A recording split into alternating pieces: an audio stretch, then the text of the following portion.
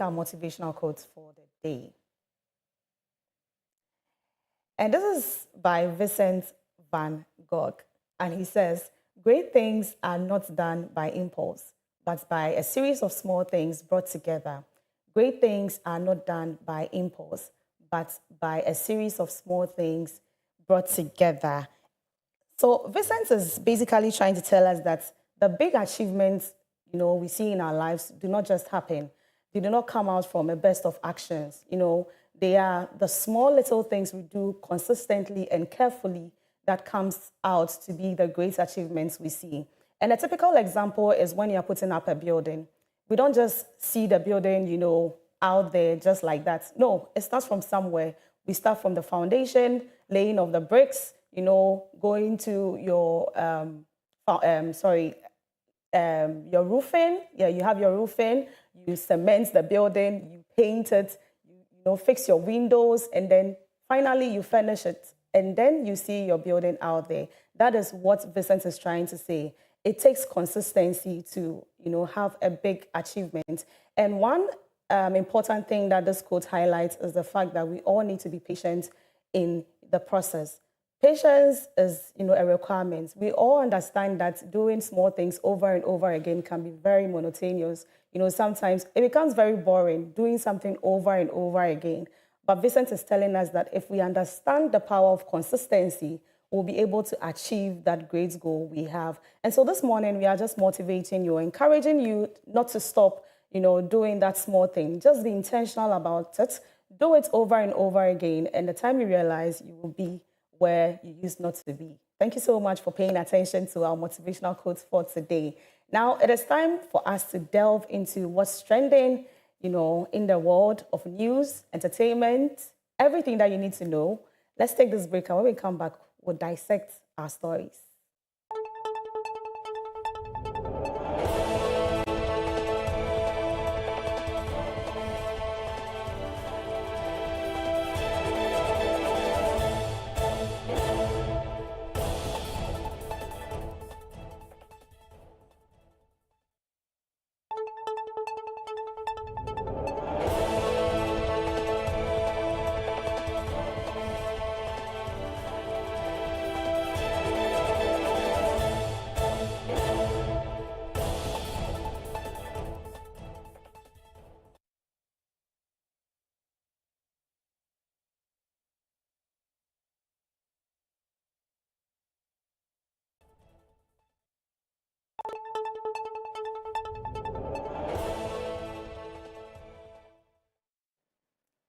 Angela, welcome back to the Koko Digest Morning Show. It is time for us to have our online newspaper review. I have with me Peter Insia and Nanaya Asari. They are going to help us, in sharing their opinions on what is trending in Ghana. Hello, guys. Hello, Mimi. Nana, how are you? Mimi, we are up and grateful, as we always say it. So, we thank God. Yes. On Tuesday, you missed out on, we sharing our experiences over the weekend at Cape Coast. So briefly, can you say something about it? Well, I missed out because I was still in Cape Coast, Oh, okay. We have to do the groundwork after you guys had gone. Cape Coast was actually a very good one. It started the whole weekend. Started from... I left earlier, so I left on Thursday. That is. And I had to go and make sure that some things were in place before for the coming. I was the John the Baptist for the coming of Christ. But then it was very, very well planned. I want to say kudos to the organizers.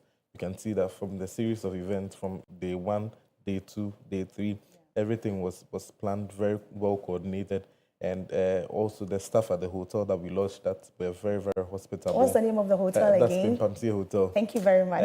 Yes, the only hotel in Cape Coast with an AstroTurf at the heart of it. Hey. And that when you're actually having events, the thing is that you may think that the place was loud, but when you get into your rooms, you can sleep soundly. Yeah. I don't know how well, that's anyway, very true. Nana, you would have to hold on, That was a good one. I'll have to catch you in there. Don't Peter, the weekend is very, very close. Yes. So what preparations do you have? We went to chill, over the weekend. What preparations do you have?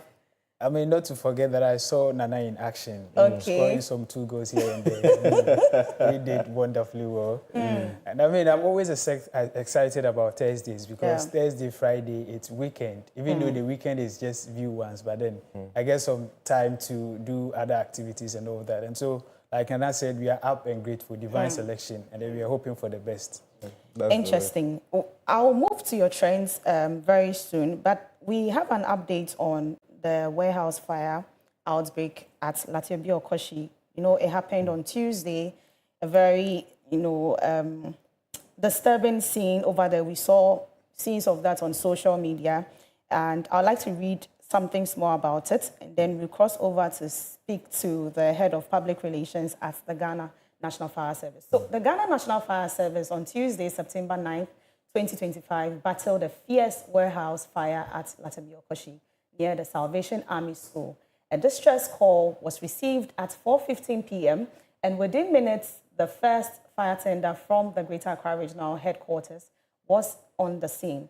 Now, reinforcements soon followed with 5 additional fire tenders from various stations and 4 private water tankers joining the operation. After hours of intense fighting, the blaze was finally contained around 7:44 p.m., preventing it from spreading to nearby residential buildings. Unfortunately, 2 firefighters and 1 civilian sustained injury, but all are reported to be recovering well.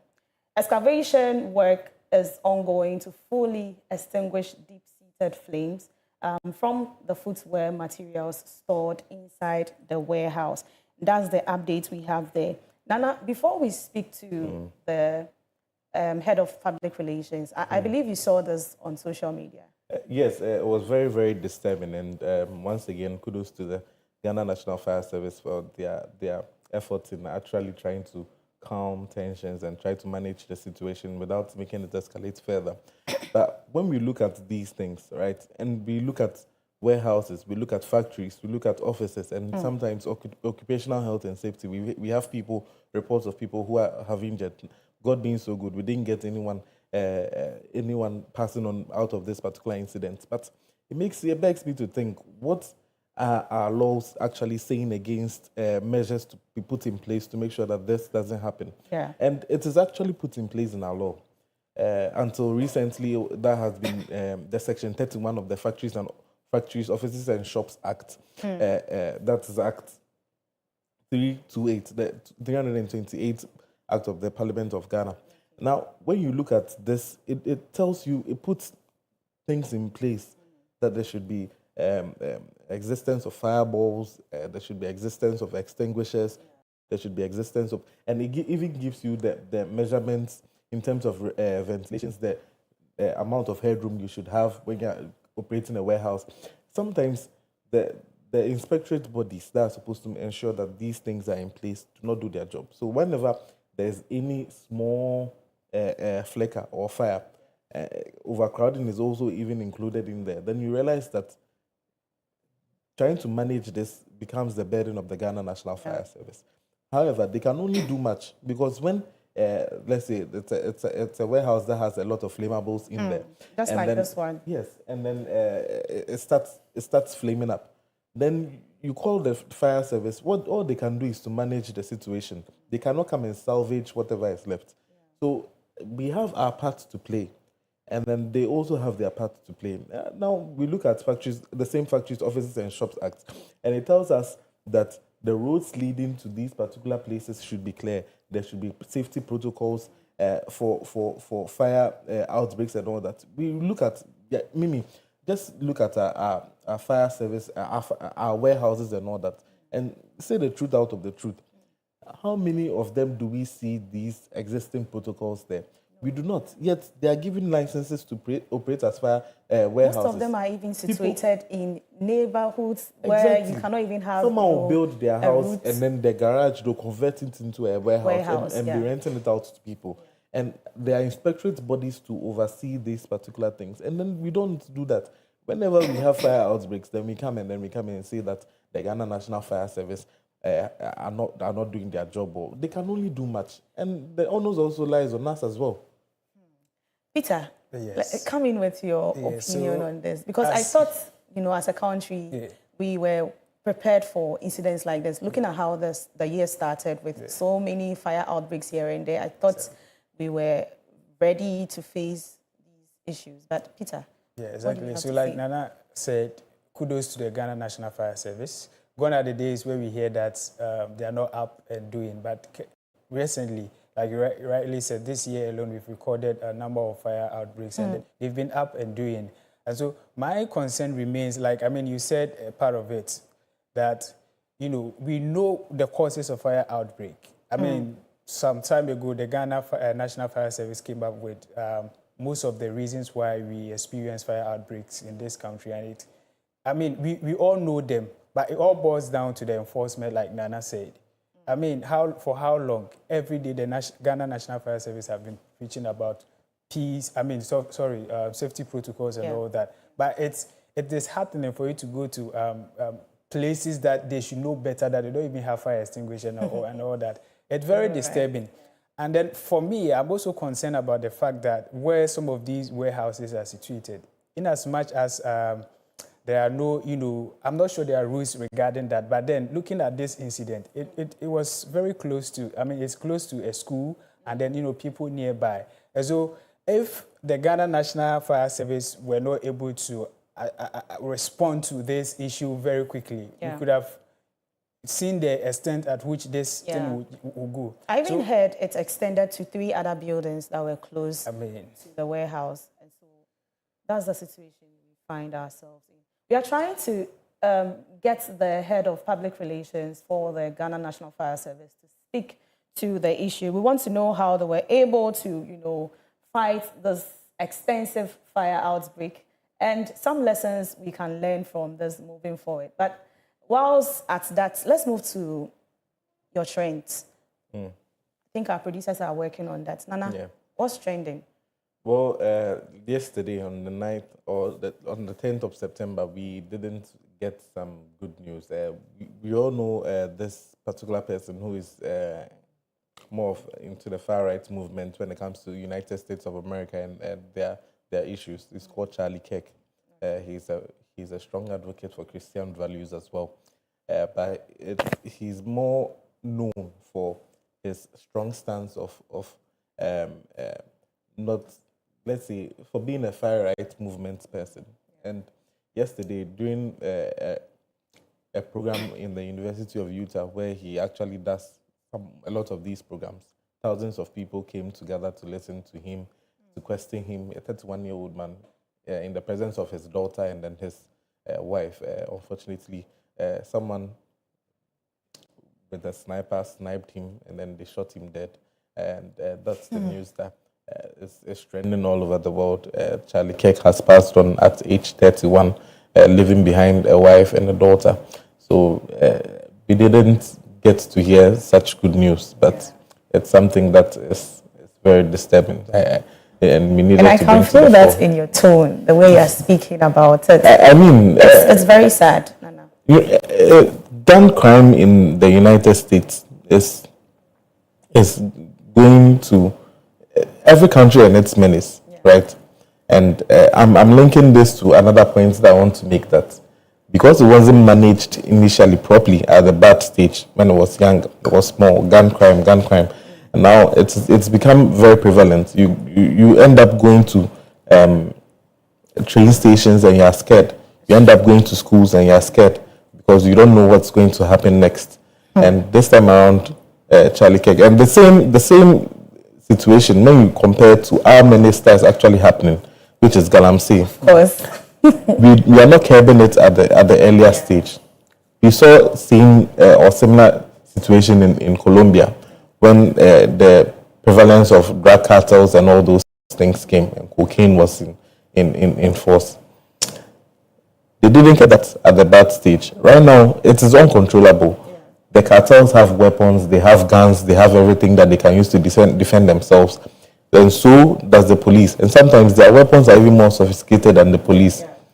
Now, this is the same sort of situation that is happening in Galamsey sites. We are seeing pockets of people with guns and sophisticated weapons protecting. The video where community members were preventing military men from entering Yes. their community to fight Yes, galamsey? they are holding weapons and all that to prevent military people from entering there. So it's very disturbing. Some of these issues, when you realize that they are coming at the early stages. Okay, now hold on for us. Let's cross over to the head of public relations at the Ghana National Fire Service. So he addresses a few questions we have for him. Hello, sir. Hello, good morning. Good morning, sir. How are you? By God's grace, we are doing well. Okay. So this morning we are looking at an update on the fire outbreak that took place at Latabi Okoshi. Now the fire was quite extensive, but your team managed to contain it from spreading to nearby homes. From your perspective, what were the biggest challenges in fighting the fire? Well, first of all, let me thank you for the opportunity and say a very good morning to your cherished viewers. It's barely 48 hours now, and we are yet to bring finality to this fire that gutted the warehouse 2 days ago. The biggest challenge was the first of it all was accessibility. This is a highly populated and residential area. Yeah. This warehouse embedded in between or sandwiched in between these residential buildings. So accessibility or accessing the fire was a bit of a challenge, and that also hampered our initial effort in containing this particular fire situation. Secondly, there were no functional hydrants, and therefore we had to marshal as many as 6 fire tenders to augment with firefighting, plus 4 private water tankers in that particular area. And that really helped us to confine the fire to just the affected warehouse to the extent that only the affected warehouse was largely affected by this particular fire. And then also the third challenge was it was a natural phenomenon that we realized that the wind situation was very much high, and therefore as tried as we did in trying to contain the fire situation, the wind was also fanning the fire. As you are aware, 3 elements come together to create a fire condition, and that is heat, fuel, and then oxygen. So if the oxygen is that high, then it becomes very difficult to deal with fire of this magnitude. So these are the challenges. The last challenge was that we also had the neighbors and residents also thronging the fire scene. And for plastics and leather materials to be on fire, they produce acrid smoke. That is very toxic smoke. And this smoke, even beyond 500 meters, you could see them high up in the skies. So we were not too enthused with the neighbors and people who have gathered too close to the incident scene and inhaling these toxic fumes into themselves. It could have some serious repercussions. And because of the lack of access, and in as much as we had wanted to prevent further spread of the fire, we had to resort to pitching ladders and then standing on adjoining rooftops of the buildings which were closer. And that really did not help our cause that much. And due to that, 2 of our men fell from one of the rooftops, and then 2 of our men dead. But as I spoke to you yesterday, it had been checked and discharged, and they are responding well to treatment. So, plus 1 civilian also getting injured in the process. He had a cut. So the standby ambulance service also had to help the person, treat the person. And then when we checked on him, he was also doing very well. So these were all the challenges that we had to deal with as far as this particular fire is concerned. Okay, but I know investigations have already started, but Could you tell us what the cause of this fire was? Well, our investigative team are still on the ground. After yesterday, we were able to get to know the origin of fire.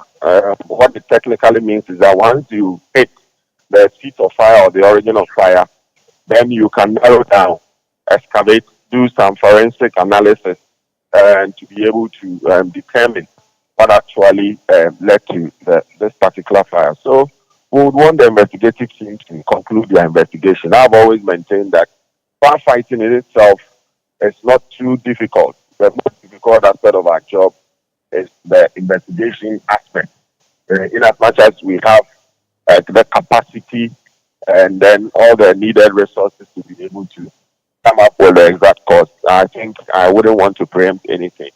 I would want to give our investigative team the benefit of the doubt to conclude their investigation, and I believe we will let you and your listeners or viewers lean on that. Okay, so we know the warehouse stored leather, and plastic footwear materials, which are, highly flammable. But what lessons should warehouse owners learn about storing such materials safely? Well, so we have safety protocols in setting up a warehouse. And per our checks, this particular venture did not consult us. Therefore, none of the safety protocols was adhered to. That is how come we had difficulty even in assessing the main premises. Because in as much as you have a warehouse, the protocol is that there is safe way even your goods, and that was not followed. And then also ventilation issues were also a problem, and therefore we would want to finish with our investigation and then bring corporate to book as to whether even the change of use of premises, because this is highly a residential area, and then how come a warehouse is embedded in such an enclave? So these are questions to be unraveled, and I believe that when we are done with our investigation, all these concerns would be properly addressed and where necessary punitive measures applied. Okay, my colleague has a question for you too. Sir, Mr. Desmonata, thank you very much for your insights that you've been giving us thus far. Very helpful. But I want to find out, as part of your functions, you are supposed to help with, that is, train community volunteers in fire prevention and safety. And then also, you are supposed to inspect buildings whenever it comes to, before even permits are granted for them, when it comes to fire safety. Now, when you juxtapose that against what is in the Factories, Offices and Shops Act, which also talks about ventilation procedures and talks about the headroom for warehouses and all that, I want to find out, mine is tackling the cases from the root.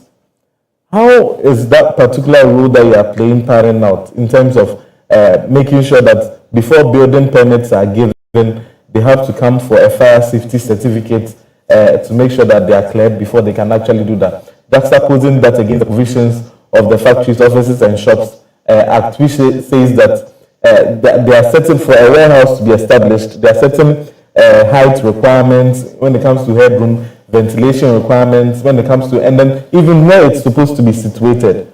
So I want to find out your role in that particular one, and how are you coping with that? Well, this question, if I want to answer, I think we would have to take the whole day, but I'll make it simple. For every property, especially the residential ones, to be constructed, the building permit has to be issued from the assembly. And at the assembly level, there is a committee that we are on. That is the technical committee. And then there's another committee after the technical subcommittee. There's another committee that is the highest planning committee, that is the special planning committee. That per law we have been eliminated. and that is where all building permits are decided on finally before approval is given. So if you deliberately take us out and then you go ahead to issue building permits without records to the Ghana National Fire Service, these are some of the concerns. These are some of the issues that we are going to grapple with. So we need, that is why I said earlier that we need to be able to ascertain as to whether the change of use, the conversion of the residential, that particular structure that really got affected by this fire, whether there was any change of use from the assembly. If the assembly is aware, why did they grant that without records to all the necessary provisions on construction of the warehouse, and then especially to allow such a premises to be set up within a residential facility. And then also, as earlier on indicated, we have also not given any permit or whatsoever to this particular proponent. And therefore, it means that we were not consulted. So in our role, when it comes to inspecting and then giving technical advice, the law makes it clear. It is a requirement by law for all proponents to submit their drawings beyond the inspection. So the first responsibility lies on the proponent, whoever wants to develop a particular project, to submit his or her drawings for technical advice. So if you don't submit your drawing, then it means that by in effect you have gone against the law, that the provisions in the LI 1724. Yes. And we have the right to come at you. So doing a holistic inspection, you know, as a government institution, we are also challenged, and therefore some other challenges may also come. We may not be able to do every nook and cranny to do the inspection before properties are erected. That is why we liaise with the assembly. And so how come, if the assembly is in the known, how come we are also not in the known? So the challenges are multifaceted, and I believe that maybe with time we should be able to have a forum where we can digest these things and then get clear with the new aspects that are creating these kind of confusion in our system. Excellent. Thank you very much. But Mr. Eckert, now you've actually even opened the eyes to another area that I would probably say it's maybe a lacuna in the law, because if Land Use and Spatial Planning Authority are granting permits, building permits and then licenses or certificates without consultation of the Ghana National Fire Service. Meanwhile, it's also a requirement in the Ghana National Fire Service Act that they are supposed to provide technical advice for building plans in respect of machinery, structural layouts to escape from fire and all that. Then it looks like there's something that is not really matching up. So was it, how was this panning out in terms of your own? Because I know that you also perform regulatory oversight as well. Because if you are supposed to leave it to only the proponents building the houses to make sure that they come, obviously they will think that coming to you, they are going to incur extra costs. So they wouldn't want to do that. So I want to find out how you, as the Ghana National Fire Service, are trying to reach out to them. And or maybe how are you actually tackling this, what I see as the lacuna in this law? Well, so as a service, we have the mandate to be able to regulate this space. So one, we are going to collaborate with other relevant institutions, because we are not the only institution that is permitted to issue licenses or permits for such projects. So we are going to collaborate and ensure that those processes are seamlessly carried out. And then two, to enforce our laws, to get our task force to be up and doing, so that in as much as we are constrained logistically, we will do our best to be able to carry out this mandate without fear or favor. And then the third one has to do with some form of awareness creation, because we know that in this part of our world, even as we try to educate, because of the ignorance rate, you need to be able to do more. And all these things are resources. And so the challenges are intertwined. In as much as we want to do more, the service has to be retooled. We need the utility vehicles. Sometimes to get vehicles to go out there to do massive kind of inspection is a problem. So within the circumstances that we find ourselves, we'll do our best to get the work done. So that is what I will see on that. And also, my last question comes to the fact that you are supposed to train and organize fire volunteers at the community level. We've been seeing that at the corporate level, but maybe the visibility for community level isn't yet seen. So we want to find out what are your steps in actually doing that, in trying to make sure that training is done at community levels. Because if that is done, then maybe fires can be kept when they are small, in sparks, instead of big disasters like we are seeing now. Well, at the community level, we have done creditably well. If you go to the farming communities, just last year alone, we trained over 6,000 community volunteers who are helping us to safeguard our natural vegetation. And in the corporate setting too, we are also doing creditably well. But what is now left is our residential community. So in this instance, management is trying to work out some partnership with some private sector and then NGOs, coupled with the assembly members of these areas, so that we can reach out to people who can be trained, and then we'll set them up as that, so that once their capacity is built, in case of fire emergencies, they could be our first aid and then respond even before we get there, to be able to get the impact of fire to the barest minimum. So that is something that the government is considering, and I believe that in the coming months we should be seeing something in that light. Thank you very much. We really appreciate your time with us here on the show. And that was the head of public relations for the Ghana National Fire Service. He's in the person of Mr. Desmond Aka. Let me mention his position well. Divisional Officer Grade 2, Mr. Desmond Aka. Thank you so much, sir. We really appreciate your time. Okay, thanks, Omen.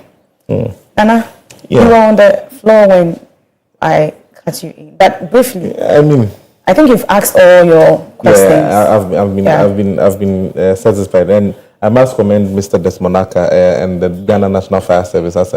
As I initially mentioned, they are very now that you can see that they are taking their work beyond the response nature that we actually all see them, and then they are being proactive. I didn't know that they had trained farming communities, over 6,000 fire volunteers, which is supposed to be their mandates. And then, as he rightly mentioned, they are constrained by maybe budgetary constraints and all other things, but they are now going beyond to seek for partnership with the NGOs to make sure that they bring it to the residential level, which I think is also another feather in their cap. So let's Peter also come in. Will you come in with your trends, or you have something to say on this? Oh, I mean, he said everything, but then we are yet to see. We are yet to see the Ghana National Fire Service in collaboration with other, enforcement agencies, punishing people who go contrary to the protocols and all that, to serve as a deterrent. And I was happy he mentioned, some of the, ways where people go contrary to the laws governing the service. And so I was very happy when he mentioned that. Now, yesterday, before you come in with your trains, yesterday the president met with the media. We forgot to speak about it. Let's talk about it briefly. I know you guys followed the conversation. Yeah. So what was your take on that engagement?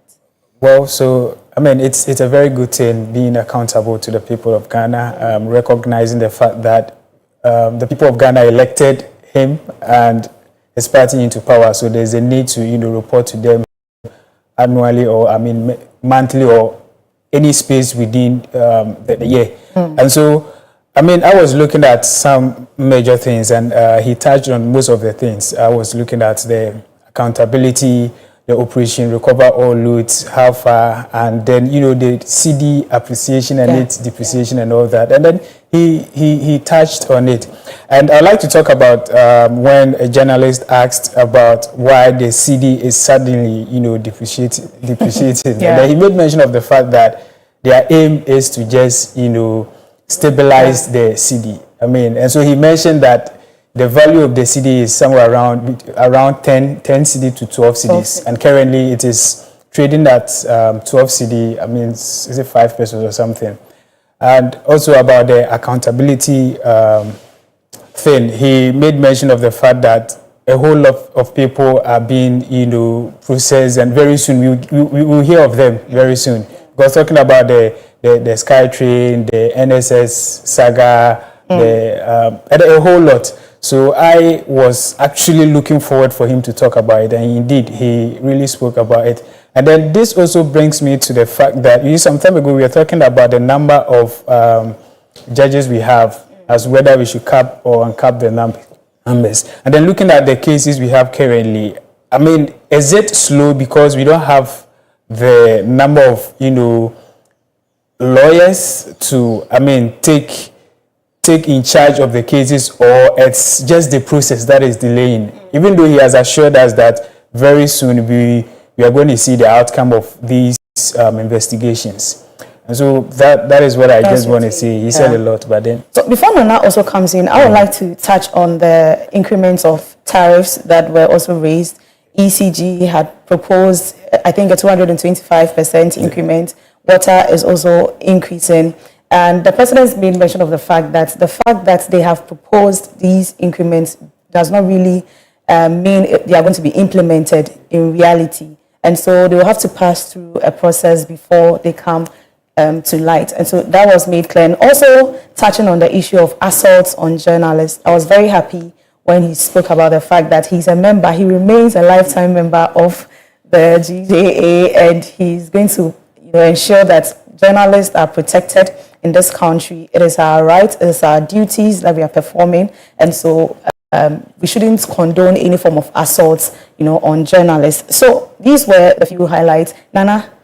Yes, mine was when he was asked about his reluctance to declare the state of emergency when it comes to Galamsey, and he says that there are a lot of provisions that have not yet been espoused or maybe been used to its optimum level. For instance, you can confiscate any thing that you feel that is being used for Galamsey. You can arrest people. All those are still at play. So let's not rush in declaring the state of emergency, because if you rush in declaring the state of emergency, what you do is that you now let the people to find alternative means to actually respond to that particular state of emergency. The state of emergency may mean that you shoot on sight anyone that you see operating without a license, and it may be very, very drastic as an action against Galamsey. And he also reiterated that since he came into power, there is no mining lease that has been issued to any company. So they are trying to sort of curb that particular menace before they can actually issue out licenses and all that. So it's something that he remains committed. He further reiterated that it was even in the fight of against Galamsey that we had 8 fallen heroes. So he's someone that is really very much against the fight for Galamsey, and it's not as though he's reluctant to call for a state of emergency, but because we've not exhausted all the powers available to us in fighting that. And also Benadavle, almost all of us are favorite journalists. He came up and asked a question, and he used the phrase "absolute power corrupts absolutely."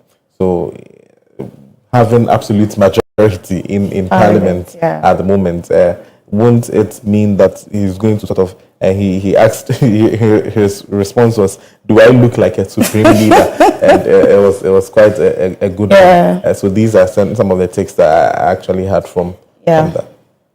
So I think we have to commend the president, on his willingness to face scrutiny from people. I mean, 8 months into his administration, and he's calling on people to come and ask him questions. And I was happy at the kind of responses he gave to all the questions. They were well answered. Now, Peter, let's take your trends and then we'll quickly move into. Do you have a story? Yes, actually. Okay. So for some time now, the NSA has been in the news, and recently we heard that the NSA boss, Felix Gemfi, has been reassigned to the Ministry of Finance, making her deputy, Ruth Della, the NSA boss currently. And then yesterday we saw that the NSA has inaugurated a 9-member committee to actually head the affairs of transforming and implementing a new portal, a new digital portal for the NSS personnel. And then the same woman, Ruth Della, also made it known that after the audit report, they saw that about 1,000 babies' names were found in the report, which is unfortunate. Very, very unfortunate. And then there were some reports also indicating that the reason why the NSA boss, the former NSA boss, was reassigned to the Ministry of Finance was the fact that there was a policy confliction between his supervising minister, that is the Minister for Youth, Development, Honorable Pare Ado, on the fact that Honorable Pare Ado was actually fighting for a new portal to cover the loopholes, whilst Mr. Gemfi was actually saying that the old one just needs some fine-tuning so that they move on with it. And that is what the report indicates, that is why he was moved to the Ministry of Finance. But I'm also looking at it from another perspective that, when these two ministers, the demise of the defense minister, the President made Honorable Ato Forson, the acting Minister for Defense. So I'm looking at it from this aspect that maybe the workload there is very much that it's just an intentional something. Maybe as time goes on, he would maybe take the position of finance minister. That's what I feel. But then, is he going to take over from Ato Forson? Exactly. So Ato may also get time to focus on the other ministry. Okay, Peter, you would have to end there for us. Right. Let's take this comment and then we'll take what the National Identification Authority is saying. There was a press statement released yesterday. So there's a comment here which says, "Good morning, I am Aben from Kwabenya. Well answered questions by Mr. President John Dramani Mahama. I pray this continues every 6 months.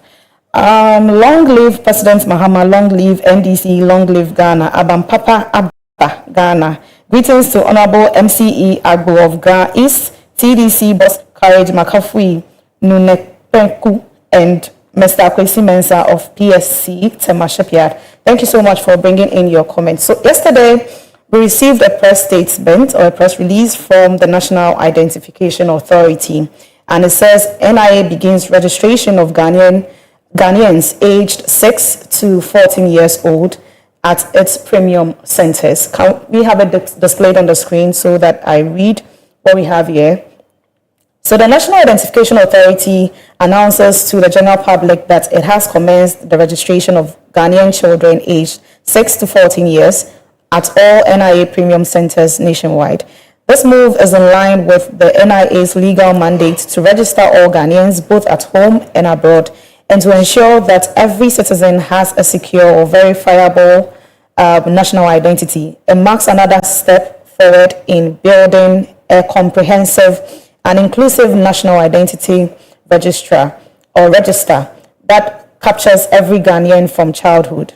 Now, the registration fees and requirements. The fee for first-time registration at premium centers is 310 Ghana cedis, consistent with the approval charges from premium services. Requirements remain the same as for applicants aged 15 years and above. Parents or legal guardians are to present one of the following: a valid Ghanaian passport of the child, or the original copy of the child's birth certificate, or a Ghanaian card holder, parent, or legal guardian who can vouch for the child. So I think the information or the message in here is made clear already that registration has started for children aged 6 to, should I say adults, 14 years. Yes. But someone would ask, why should we place a charge on this? 310 Ghana cedis. Is it because it's premium? Well, because definitely there are costs incurred in doing that. But my issue is not even on the, when it comes to the NIA, my issue is not even on issuance of cards and all that. Yeah. but how they choose to call the card. Now, it may seem very petty, but it's very serious as a nation. We have something we are calling a Ghana card. But when you look on it, there's nothing like that. And even in their documents, they said a Ghana card holder, parent or legal. No, there's no document like a Ghana card. It's an ECOWAS identity card, and that's what it's called. When you look on it, it's an ECOWAS identity card. It's not called Ghana card. And then also, if you are saying that it's an ECOWAS identity card, why should we also sublet our sovereignty to identify ourselves as Ghanaians to ECOWAS? Why should you be a holder of an ECOWAS identity card before you be called a Ghanaian? This is something that is fundamentally wrong. I feel the NIA, in its implementation and all that, they rushed into doing this particular thing. And it has to be looked at. Because once again, Nigerians also hold this ECOWAS identity card. Sierra Leoneans, everybody, they hold this ECOWAS identity card. So it's something that we have to look at. The 310 cedis, maybe it's too far-fetched, and we have to sort of look at it because it's registration for kids. People may have more than 3 or 4 kids, and that pushes their registration. You can't register one kid and leave the other to maybe over. Ghana, I would like to just chip in this that maybe, Ghana is a developing country and we are a key member of ECOWAS, and we know how ECOWAS comes together to promote, economic growth and development for developing countries like Ghana. And so maybe, I'm just saying, maybe that we are just having the name ECOWAS, so it doesn't make us, apart from that is true. But when you go, the chairman of the ECOWAS is the president of Nigeria. Now, when you go and then you look at, and he's been for some time now, when you go and look at Nigeria, the identity card, it's called the Nigerian Identification Number, NIN. That's the name of the card they give them. So you take hold of your sovereignty as a nation before you go and I think that would be a conversation for another time. Peter, do you have any digitalized story? Yeah, so before we go to that, there's another trend. It's very imperative. Okay. I mean, the Abosu spare part dealers have been trending for some time now. Talking about ECOWAS protocols, it also plays a role. They've been trending for some time now, stating that foreigners are taking over the retail market, which they cited the GIP, the Ghana Investment Promotion Center Act, 2013 Act 865. They stated specifically Section 27, subsection 1 of this, stating that it is prohibited for foreigners to engage in retail marketing, which is, the reserve for Ghanaians alone. But the fact is that the law also mandates foreigners to also partake in retail marketing if they are able to meet some 2 requirements. And one is that if they're able to invest an amount of $1 million, dollars, or how do you call it, money or goods that is related to that amount. And secondly, if the foreigner is able to employ 20 skilled Ghanaians, you are definitely allowed to partake in the retail market. So let's take a look at a video in relation to what Peter is saying. Back. Excuse me, sir. I'm ready to pay them, but they should not insult me. No one has insulted me. So if my wife are here, can you find her?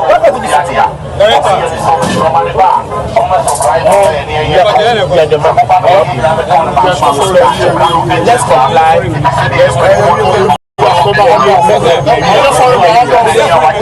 Look at my lawyer.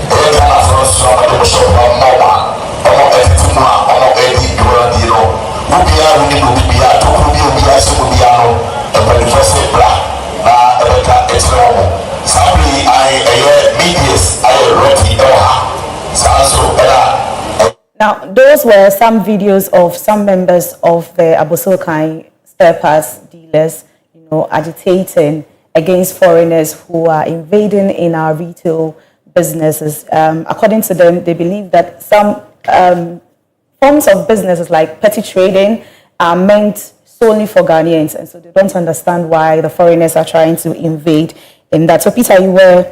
Yes, so in as much as they are fighting for their right, they are getting a whole lot wrong. Like I stated, if a foreigner is able to meet this requirement, and then there's another that if a foreigner, marries to a Ghanaian for the period of 5 years and more, and is able to prove it, that person too is at liberty to also enjoy this kind of right. So they should get it right. It is not anybody they see there is actually breaching the law. And so the fact is that when the GIPC boss was talking, she said he made mention of something that it is something called fronting, which is a bottleneck, in enforcing the law. Because mind you, these people cannot come from wherever they are and get access to the market. It is these same Ghanaians who rent out their licenses and their stores to these people, and later on come back and condemn these acts. And so I believe that it is high time measures are put in place. And they also made mention of something that is very interesting, that these people they don't go through the right channel, and so they intend to sell their goods at a cheaper price, and that is what is making most of these Ghanaians angry. And so, with that, I would agree with these foreigners, because some Ghanaians sometimes can be wicked in terms of profit margins. That's why our businesses are always slow. I don't know what we stand to gain when we profit our goods 100%, 50%. Where are we going to? Nana, 1 minute. I know you want to say something. 1 minute. Yes, I'm trying very much to package my words and then put it together in 1 minute. And by so saying now, I've even wasted like 30 seconds already. But the law is the law. We have to follow the law, just as Peter reiterated. He mentioned the provisions of the law that have actually prohibited people, and the areas or the times that they are actually allowed to do that. So let's follow that particular one. And then what you said again. Now let's juxtapose that against the law. If I'm an ordinary Ghanaian, or if I'm a Ghanaian and I'm going to buy something in the market, I don't think about I'm going to buy from a Ghanaian. I'm going to buy from a Bosokai. If I should go in my car, Kia Sorento, the shocks are 6,000 cedis at a Nigerian shop. I go to a Ghanaian shop, and then the person is charging me for 12,000 cedis. Me being a reasonable person, I'll go and buy from the Nigerian. Of course. And I think that's what has happened, and it has infuriated them. So Ghanaians, we have to also sit back, because if we allow Ghanaians alone to take monopoly of the market as well, they may in turn also abusing or overpricing their things, although that's what they are fighting for. And so we have to balance the two. Let's make sure that if you are doing that as a Nigerian, you meet the provisions of the law, and Ghanaians today should be reasonable with their prices. Thank you so much. Now let's move to our main online story, which says GTEC shuts down 149 unaccredited distance learning centers. Now, the Ghana Tertiary Education Commission has closed down 149 open distance learning centers found to be operating without authorization. Most of the affected centers were based on second cycle schools already challenged by the double-track system. Director General of GTEC, Professor Ahmed Jinapo Abdullahi, has warned that such practices undermine the integrity of distance learning. He stressed that the Commission remains committed to upholding standards and strengthening oversight to protect students and ensure quality tertiary education in Ghana. Now, okay, so do we have a video? This workshop comes at a crucial moment in the evolution of Ghana's tertiary education landscape. As a nation, we are witnessing rapid changes in how knowledge is created, assessed, and utilized. The global expansion of digital learning technologies, coupled with the demand for more flexible and inclusive educational pathways, requires us to reimagine the delivery of tertiary education in ways that extend beyond the traditional classroom. Open and distance learning, therefore, is not merely an alternative mode of education, but a central pillar for broadening access, promoting equity, and driving innovation in tertiary education. Distinguished ladies and gentlemen, let me state that Ghana has been working very hard to encourage and promote access to tertiary educational delivery in this country. And that was the Director General of GTEC, Professor Ahmed Junapo Abdullahi, over there speaking. Now, to you guys, this is to an extent telling us that there are so many unregulated institutions we have in this country. But don't you think it is undermining our education standards in a country? You may look at it from, Peter, just before you come in, allow me, you may look at it from two different ways. Whether it's undermining the integrity of our education, or two, it is making education really accessible for all. Now, when you take the latter, and you think about accessibility, education is education. We have education in the various areas and all that. Now, we as a nation, we haven't come together when it comes to open distance learning, because that was what this particular podcast was about. We haven't come together to come and say that to constitute an open distance learning, we have not reached a consensus that this and this and this is what should be in place. These are the things that we are supposed to have or supposed to be in place. So we haven't reached that particular consensus.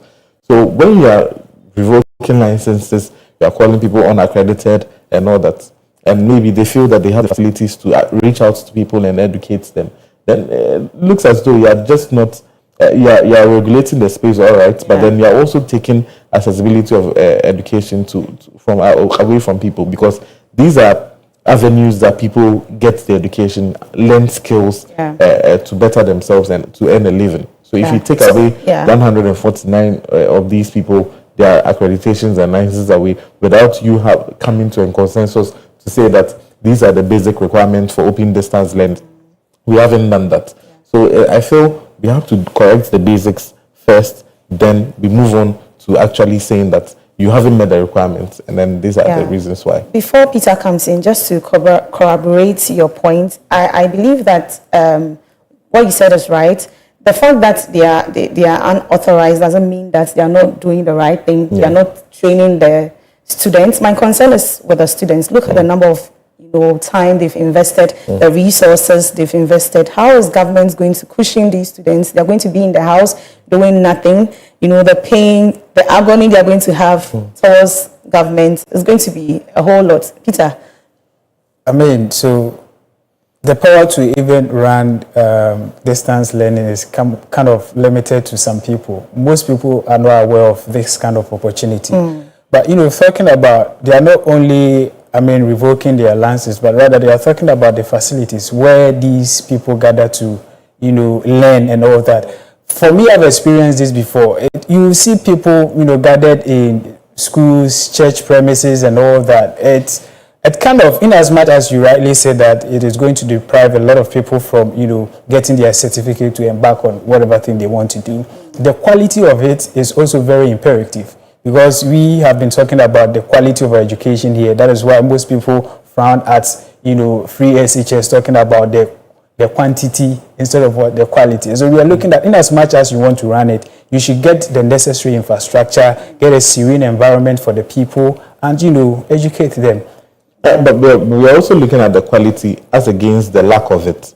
So now there are avenues that you can actually say that I went to school, and we have our parents, some of them saying that, I'm not saying that it's the right thing, but I had to walk about this particular miles before I go to school and all that. So there's that particular quality of life where we should be the standard.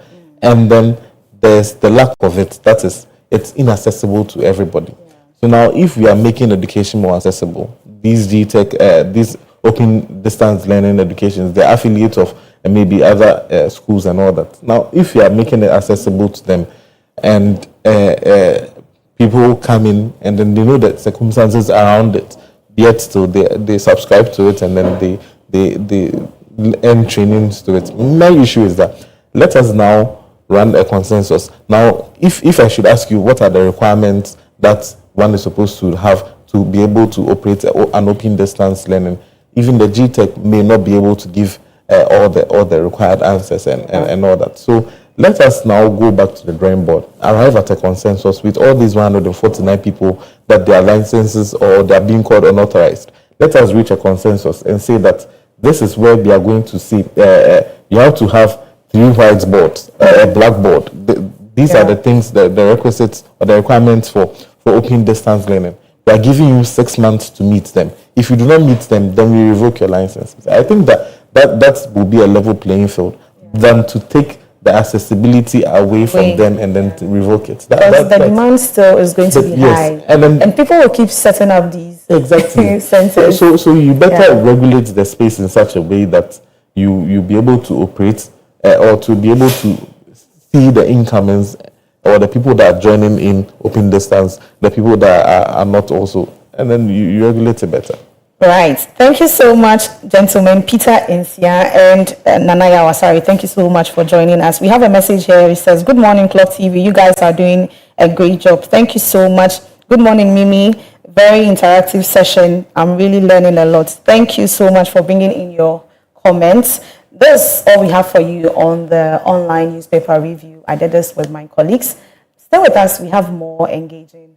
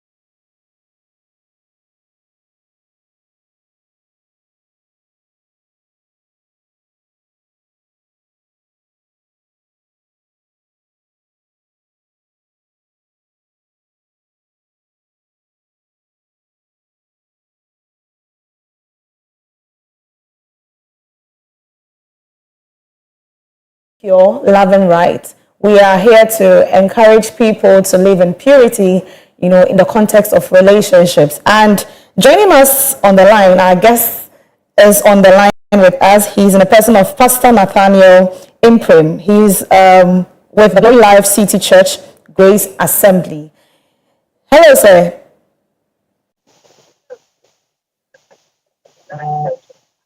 Hello, sir. Sir, please, can you hear me? Okay, so whilst working at that, let me still remind you that we are streaming live on Facebook, we are streaming live on YouTube. You can, okay, so we have him now. Hello, sir. Hello, good morning. Good morning, how are you? I am doing fine. How are you doing? I'm doing great. Thank you so much for joining us on the show today. We are discussing, quite an interesting topic in this time and age where relationships are everywhere, and it's all about, living in purity and as well as love and right. And so let's start with understanding what purity means. When we talk about purity in the context of relationships, what does it mean? Right. Thank you for having me on your show, and my greetings to your lovely listeners. When we want to look at purity in the context of relationship, we are looking at anything and everything necessary to make the relationship God ordained and strong. Anything and everything that will make that relationship, friendship, any form of agreement between two people strong, God ordained, and formidable. That is a nutshell. I will put purity. Unless you want to go with the definition in dictionaries, but this in a nutshell, how I will put purity. Rightly said. But why do you think it is important, especially in this time where relationships are everywhere, that people prioritize purity in their relationships? Why is it so important? Well, if we look at the landscape we are having now, there are popular TV shows and shows going on where we hear funny and very interesting stories about how certain relationships are going, certain marriages are going, and when we trace it seriously and backward, we realize that we are trying to go out of what God prescribed to be the fundamental success of every relationship. We are trying as much as possible to do inclusivity, human rights, and everything aside what God has said in the scriptures. And by that, we are seeing the effect and the result. So if we are looking at why purity is important, we realize that the bed undefiled is a blessing. Anything that we are trying to do out of what God has said is really going to bring us effect. If we want good effects, we should go back to what God has prescribed. So why is it important? First of all, it is important because God commands it. It is important because God commands it. And once God commands it, we are obliged to obey. Disobedience brings its result. It is also important because we learn to appreciate and trust each other. We learn to appreciate and trust each other on the journey. That in the pathway as we were going, things weren't as easily as they should for. But here we are, we stay pure. Meaning, moving forward, I trust you that you can stay pure. So these two definitions or these two reasons are very, very important. One, because God commands it. Two, it helps us build trust the more. We are in a time and age where social media is, playing a major role in influencing people's ideas, their decisions, their choices. So when it comes to sexual purity, it has become a challenge for so many people. Why do you think sexual purity is a challenge for many people, especially Christians? Sexual purity itself. Wow. So when we are going on that tangent, it is a challenge because right now the restriction that seems to be there in the past are almost no more there now. In the past, it was almost like a taboo to talk about sex. It was almost, I mean, it's a vital part component of the human body, human soul. But it looks like a no-go area. If you talk about sex, you and the devil, you are close friends. Yeah. But here in our time, that barrier is almost off, and the pressure or the restriction have been taken off. So now let's explore. And social media is not making it any easy. Neither you can do it in secret. You can hide. You can just flat between two screens, and then when they catch you, you are reading something. But that restriction. So now that restriction on the human soul that were like a taboo in time past. Right now, it is no more there. So the eagerness to explore, to know what is there, and social media is making it extremely easy. So I would say that the taboo, the barrier that was there in time past, in our time is no more. It's gradually almost out of place.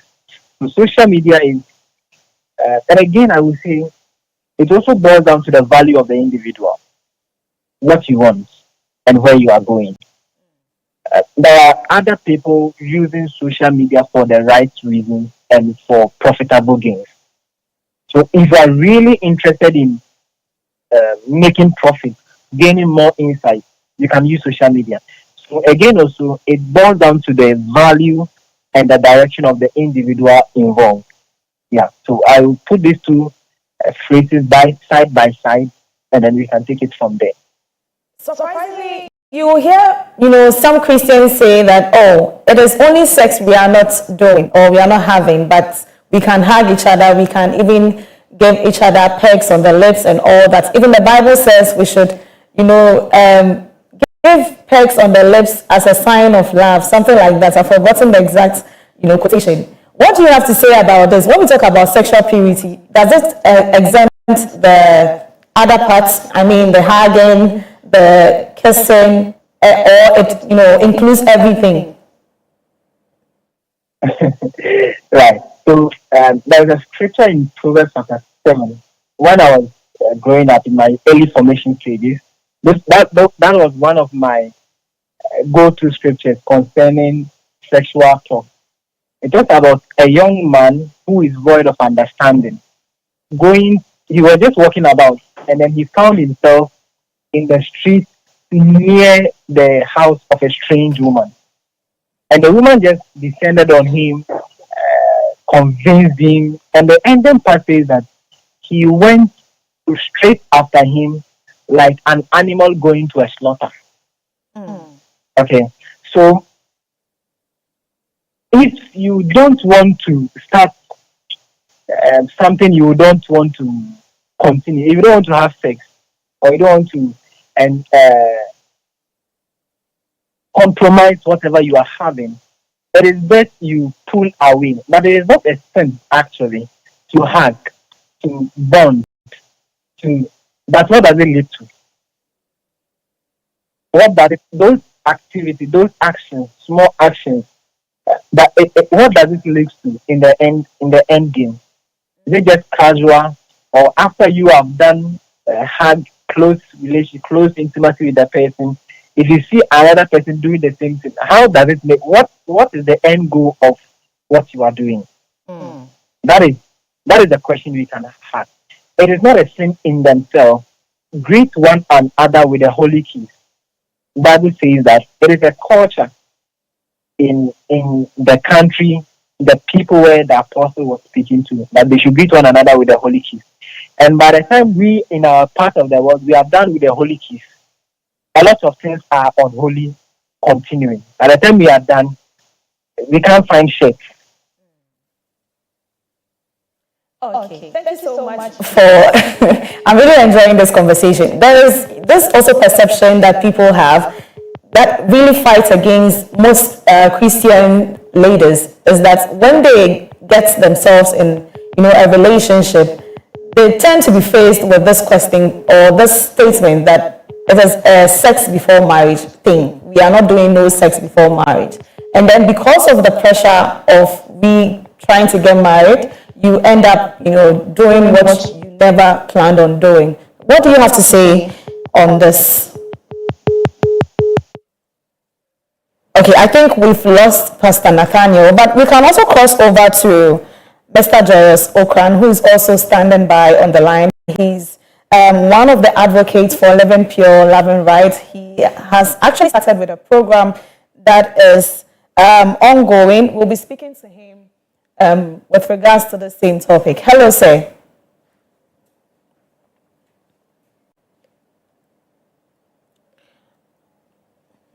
Okay, so we are working on that. Let me remind you that the topic is Living Pure, Loving Right. A very, very interesting topic here on the lifestyle segment. It is a lifestyle topic that we all need to learn from. It is possible to be in a relationship and still live pure. We are just here to advocate for that. And this session on Living Pure, Loving Right seeks to help young people understand the importance of sexual purity as a foundation for building healthy, respectful, long-lasting and important relationships. The goal is to empower the youth to live pure whilst cultivating relationships rooted in love, respect, and purpose. And earlier we were speaking to Pastor Nathaniel Imprim. He's with the Glory Life City Church Grace Assembly. We'll also be crossing over to Mr. Joyous Okran. He's the team lead for Joyous Training and Consult. And he will... Okay, we have Mr. Joyous on the line. Hello, sir. Hello and good morning. Good morning, sir. How are you? I'm doing very well by God's grace. And yourself, please? I'm doing great. So we know you are working on a project which is Young and Undefiled. In relation to this topic, can you tell us more about the program? What really inspired you to bring up or set up this program? Okay, so let me first of all say a big thank you for having me, and my greetings to the management of Club TV. And then also, can you please speak a little louder so we can hear you? Can you hear me much better now? Thank you so much. I wanted to say a big thank you to you and the management of Club TV, and then a big thank you to your audience also for having me this morning. And talking about Young and Undefiled, it started as a conference, which was the Young and Undefiled Conference. And what inspired this whole conflict is the fact that there used to be a trend that whenever a person is young, there's that notion that young people often mess up. So you hear the stories of people who are young and they are doing things that are so ungodly. But while studying my Bible one day, I found out that it was actually possible for you to be a young person and yet not be undefiled.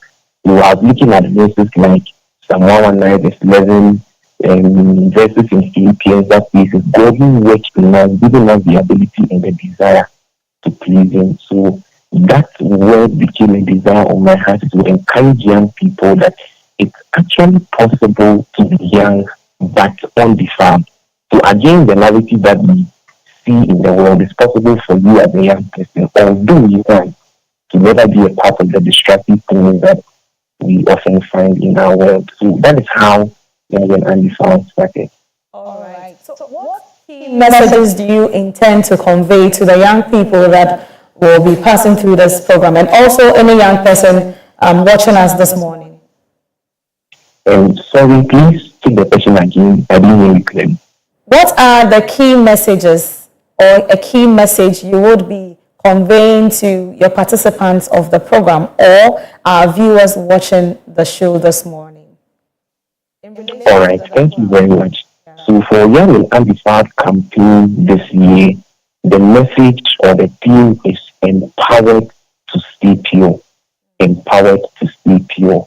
And what we want to share with every young Christian is that you have the ability, you have the power, you have what it takes to be in this world, to be in this perverse world, to be in this corrupt world, and yet live a life that is godly, live a life that honors God.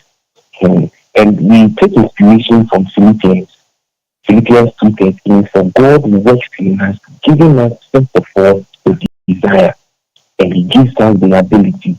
And then also Hebrews chapter 4 verse 16 that says, come boldly before the throne of grace that you may obtain mercy and find grace to help in time of need.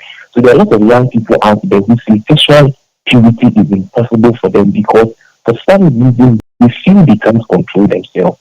There's that young man out there who is addicted to some drugs. There's that sister out there who is being tested by so many gentlemen, and she thinks that I can't help it. So they go out there, they give in day by day. But scripture says, come boldly before the throne of grace. And you obtain mercy. God stretched forth His mercy towards us and says, in spite of your wrongdoing, I have forgiven you. Then He goes on to say, now I give you my ability to do what you cannot do. And that is what we want young people to understand. You are empowered, you are capable, you have what it takes. It is possible for you, having fallen into fornication some years back, to decide that from today you will no longer live that life. You were probably addicted to cigarettes, you were probably addicted to alcohol, you were probably addicted to gambling or some other thing. But if you will repent, if you will commit your heart to Christ and decide from today, He will empower you, He will give you the desire, and He will give you the ability to live the life that He desires for you. So briefly, that is the message for young and undefined this year. Interesting. I know this is not the first time you are putting up a program like this. And with programs like this, people would want to hear testimonies, success stories of other people who passed through before they, are likely to join. Can you share with us any success story of any of the participants or any testimony you can share in relation to this program so that anyone listening to us can be blessed by that? Okay. So, young and undefined since 2022, I have had countless testimonies of transformation, so many of them. One of the testimonies that I hold dear is the testimony of a young lady when she schooled, not at UCC, but she schooled in University. So when we started on the line, I was engaging her, and unfortunately, in the first year, she fell to sexual sin, and it got so bad that she just couldn't help it. And she would randomly visit new friends. And then before they realized the game is already happening. But through the word of God, through encouragement, through little teachings here and there, today she's transformed. And not only transformed, she's determined to encourage people to also live a sexually pure life. So that is one testimony that I have witnessed from the program. And I also have a testimony of a young man who struggled with pornography. And his struggle, this is a very recent testimony. So his struggle has been so difficult that he got to the point that even when he's in a taxi, he can't help but watch pornography and he masturbates in addition. But by the grace of God, today he's making very good progress. So he has given up on pornography, he has given up on masturbation, and he's actually learning to value himself, learning to gain self-control, because all those other things came with the addiction that he had. So he's learning to put some value on himself, he's learning to control himself, and then help others who are in that same situation. So that is also another testimony I have from doing this. Thank you so much. Lastly, what advice would you give to parents on how to support their wards in maintaining, purity in relationships? Very important. What message do you have for parents watching us this morning? Thank you very much for that question. My message to parents will be that parents should be intentional. Should be intentional about speaking to their children, teaching their young people issues that relate to sexual purity. And the ethical mentions that previously there was a barrier. There was a barrier where people could not freely talk about sex. And so people actually did the evil things in secret. In our day and culture, that barrier is removed. And so people indulge sexual purity and they have no shame to get it. Now the issue is that if parents fail to engage their words in the conversations, the world will teach them. So every parent has a choice to make. You either first take the initiative of teaching your children about sex, having the conversations with them, and teach them what is right to do. But if you keep the conversations from them, they will learn it at school, they will learn it from friends, they will learn it from social media, and they will learn the wrong things, and that is what leads them to messing up. So if you're a parent and you have a young person who lives in your home, you have to be intentional. Create a space in your home where you can freely have the conversations on sex, the conversations on sexual purity, and by the word of God, teach them to understand what sex is. Teach them to understand why they need to live a life that is chaste. Teach them to understand what the consequence of sexual impurity will be. And teach them to appreciate the value, the benefit, and the essence of living a sexually pure life. And I'm sure that when parents do these things, in some years, we will have young people who are young and yet undefiled. Thank you very much. Thank you so much. Mr. Joyous Okran is the team lead at Joyous Training and Consult.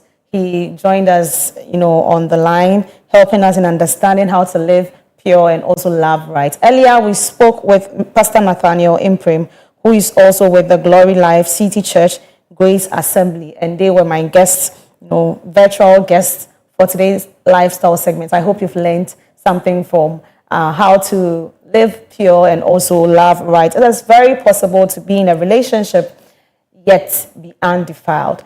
That's all we have for you on the lifestyle segment today. Let's take some birthday messages. Today was your birthday.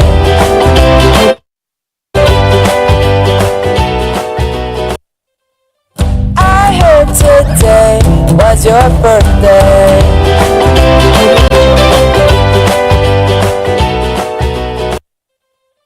I heard today was your birthday.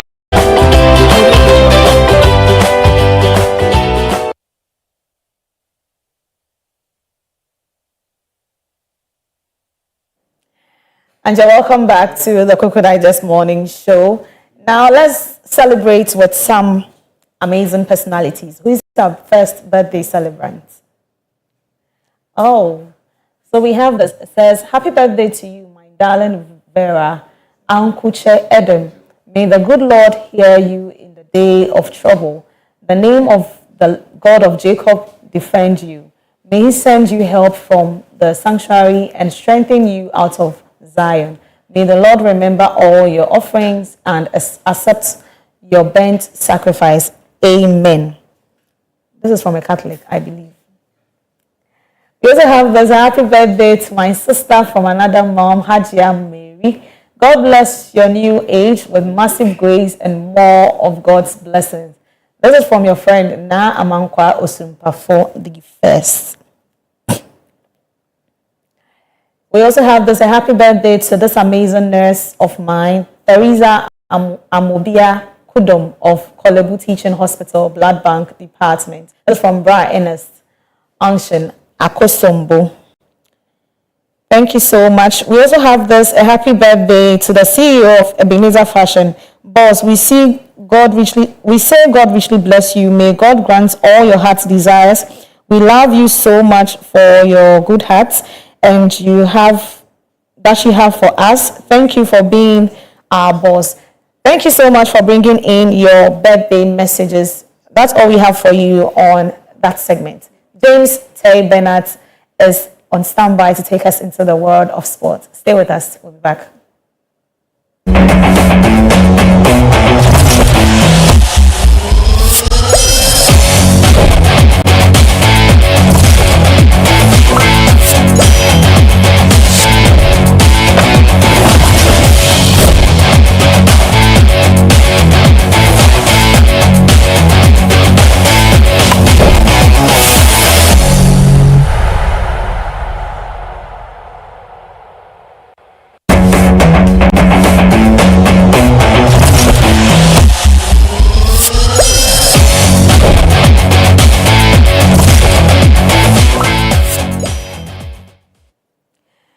And you're welcome back to the Koko Digest Morning Show. One of my favorite segments is up. That's the sports segment with James Terry Bernard.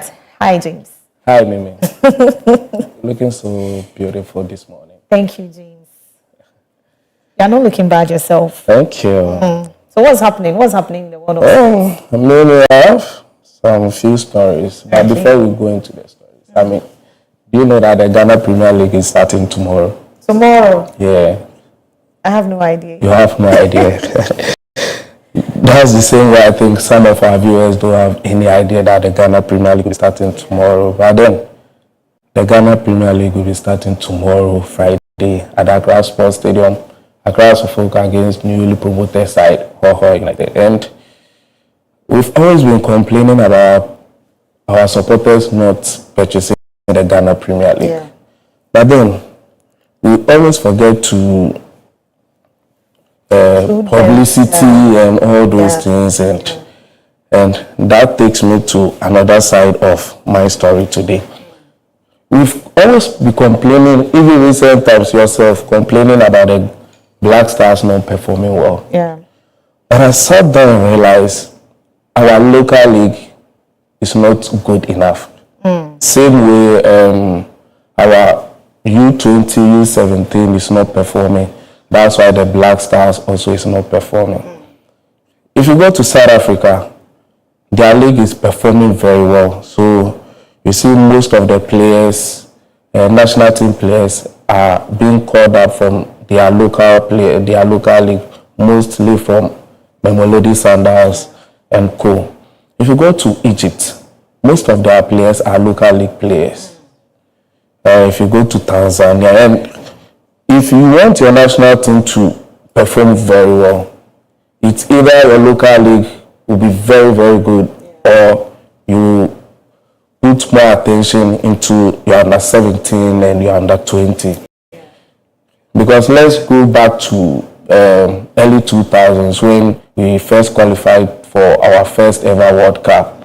Our U20, our U17, it was the likes of Michael Essien, the likes of Suleiman Tari, the likes of Stephen Appiah, Derek Boati and co. And transition take place, and they transit those guys to the senior national team because they've been playing together for so long. So you could see the teamwork over there, and it helped us qualify for the World Cup for the first time. Fast forward to 2009, when the likes of Ajiman Bedu and then our captain Dede Ayew, we won the African Cup of Nations and we won the World Cup as well in Egypt.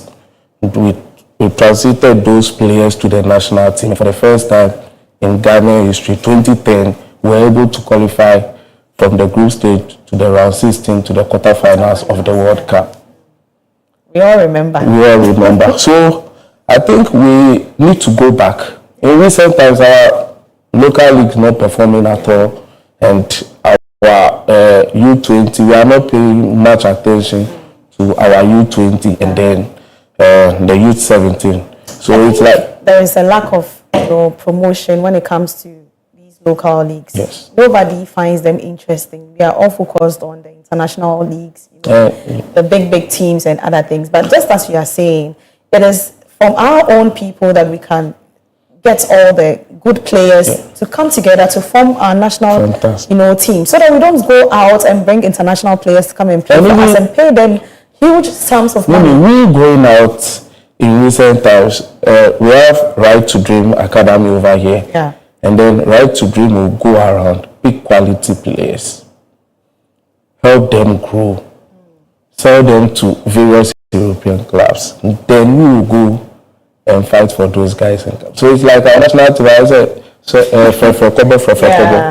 there is no bonding, there's no teamwork. It's true. Because they haven't played together. Fantastic. They don't have the experience. Yes. They don't know how this person plays or how I'm even going to play with that person. But just as you said, compared to the day Ayew and co, their time, even the day is still playing now. I mean, Stephen Appiah, Suleiman Tari and those people, they were a team. Yeah. So they were always performing. It was only just once that you realize that we brought an international player.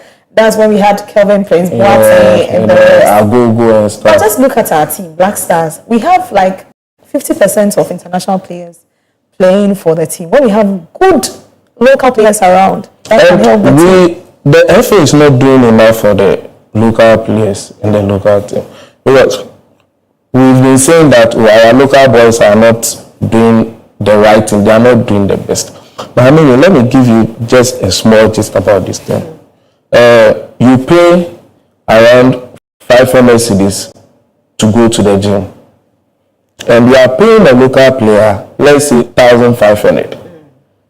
You want the local player to use the same money, 1,500, pay for a gym. You need to get a dietitian, a fitness trainer yourself, and you need to get a good place to sleep. You are into fitness, you train players, and so tell us, how much is it? Like when you are training players, how much do you charge? So you need to get a personal trainer. Okay, so some people charge as much as 1,000 cedis for just 2 weeks. Wow. Okay, because you'll be using their facility, the gym, maybe they give you some supplements and all those things for you to. So I mean, it goes a long way, and the pitches that the players are playing on. So we tell you, Kumasi Sports Stadium is not good enough to host the Black Stars, but Kumasi Asante Kotoko is playing their home matches on the same pitch. So are we doing enough for our local boys? They are not. So Tanzania will come and want to give a local player like $200, $300, and you go. Yeah. So each and every year, Tanzania will come and buy our player, our goal king, our best player, go to Tanzania, go and give him good amount of money. And even sometimes, if you tell the player you not allow him to go, the family will come to you. They even curse you. Yes, because you are not paying enough. So it's about time we need to focus well on our league. Maybe let's go straight into the stories, and then let's start from Accra here, just at this auditorium, our auditorium today. Okay. The Greater Accra Regional Football Association will be having their annual congress this morning. Oh, okay. And they'll be discussing about how they are going to go about the 2025-2026 league season. The Greater Accra is doing some good job when it comes to how they are doing their product. I mean, this is the only regional football association that has a headline sponsor for the Division 2 league. They have soccer bets there that pays referee fees and other money to the FA. And then they have a TV sponsor that telecasts Division 2 league here in Accra. And then they also, so for some time they've been playing their matches on a Sakura Park and all those things, but in recent times, because of the TV coverage and the sponsors that are coming on board, so it's either you play your match on AstroTurf or on the grass pitch. So that is it about that. So let's go to Kumasi Asante Kotoko. They've announced a sponsorship deal with Alpha Lotto, who will bring them some form of money. I mean, Kumasi Asante Kotoko is doing well. I mean, when it comes to branding, when a club, and I think the club should learn from that.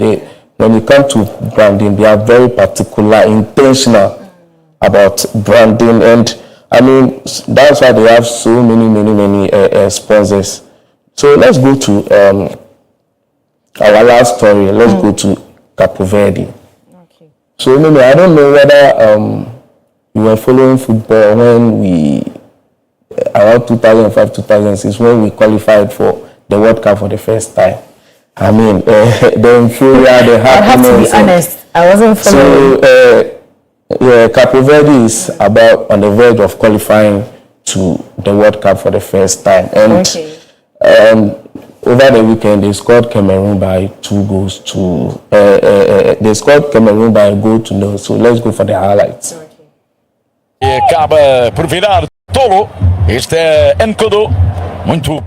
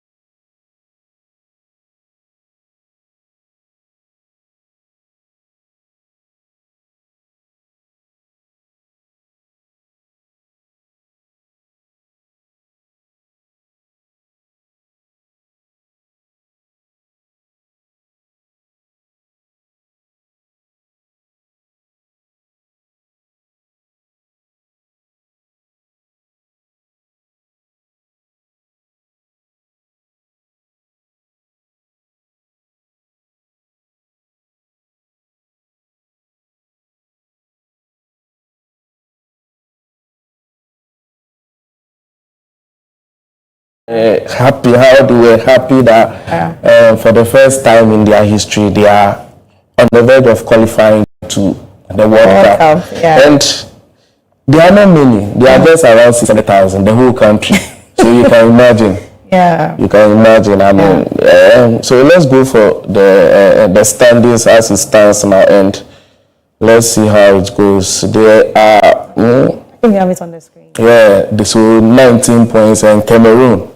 We all thought Cameroon will beat everybody in this group, but then they are still battling for maybe a playoff, and then Libya 14, and then Angola, and so their last two matches is against Eswatini and then Libya, which I think they are going to qualify for the World Cup for the first time in the history. So interesting.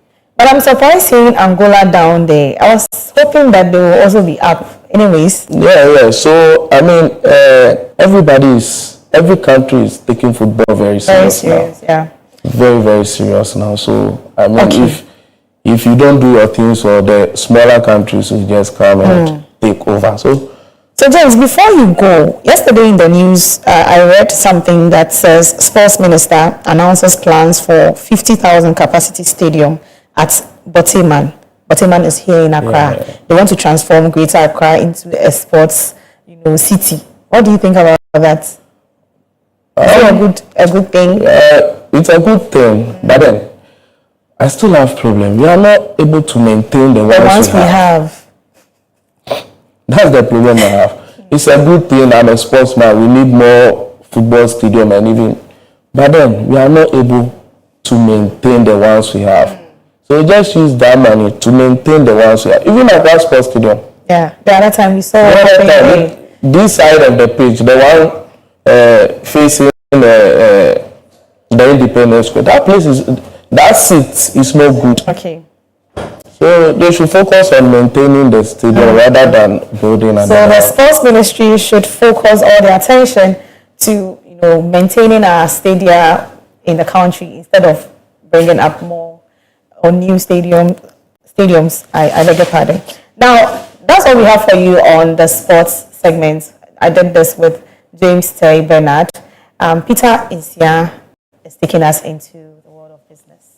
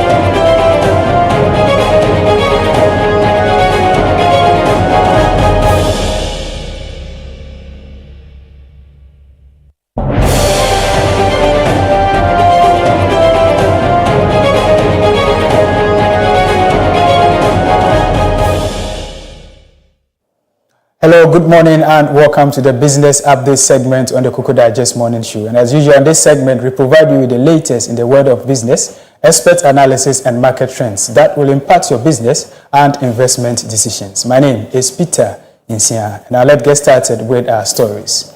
The Ghana Gold Board has announced that beginning next month, gold will be refined locally before being exported. Officials say foreign exchange inflows from gold export this year, especially from the artisanal and small-scale mining sector, have been unprecedented, boosting reserves, strengthening the balance of payment and supporting the Ghana cedi. Mining and Mineral Conservation event in Accra, the Chief Executive Director highlighted the need to shift from exporting raw gold to refining it locally. He added that the Gold Board intends to set up state-owned refineries to strengthen domestic gold processing under the sector's reform agenda. The Gold Board, in conjunction with the Bank of Ghana, is partnering local refineries such as the Gold Coast Refinery to begin the local refining of gold purchased and exported by the Gold Board. And this will begin next month, October 2025. Let me at this stage commend the Chamber of Mines for expressing their willingness to work with us to ensure the local refining of gold produced by large-scale mining firms in the country. The Gold Board will continue to drive innovation. And in this regard, ladies and gentlemen, we have secured a parcel of land at the cargo village at the Kotoka International Airport to build an ultra-modern ISO-certified assay laboratory. At the mine, 3% growth year-on-year in the second quarter of 2025, up from a revised 5.7% in the same period last year. The latest figures from the Ghana Statistical Service shows that the rebound was largely driven by the services sector, covering finance, insurance, trade and education, which expanded by 9.9% compared to just 2% a year ago. real GDP also grew by 7.8%, with gains in agriculture and other areas helping to offset a decline in oil production. Government statistician Professor Al-Hassan Idrisu said the data signal a stronger recovery from Ghana's worst economic crisis in decades. Inflation has continued to slow, dropping to 11.5% in August, the lowest level since October 2021, and below the Finance Ministry target of 11.9% by the end of the year. Analysts say the better-than-expected growth is likely to boost investor confidence as authorities push ahead with IMF-backed reforms to maintain stability. On to our last story. Ghana National Gas Company is seeking to raise its tariff from $1.10 to $2.10 per million metric British thermal units. The proposed adjustment, representing a 91% increase, forms part of a series of tariff hike requests currently before the Public Utilities Regulatory Commission. 6 other state-owned utilities have also submitted proposals with increases ranging from 59% to more than 200%. Ghana Gas says the revision is necessary to sustain operations, expand infrastructure, and guarantee the long-term reliability of the country's natural gas transmission system.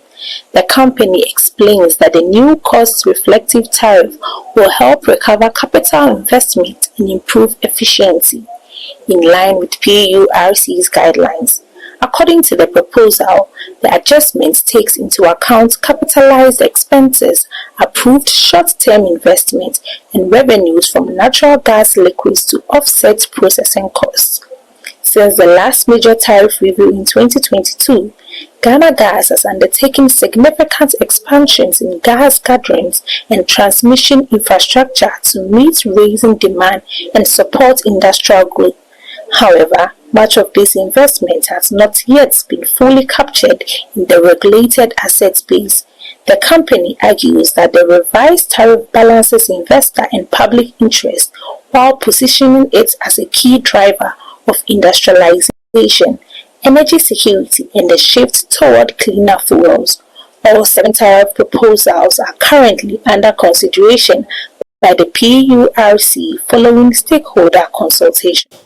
And this is all we have for you on the Business Update segment on the Koko Digest Morning Show. Thank you for staying with us. My name is Peter Insia. Up next is the main discussion with Miriam Abena Adede. Stay tuned.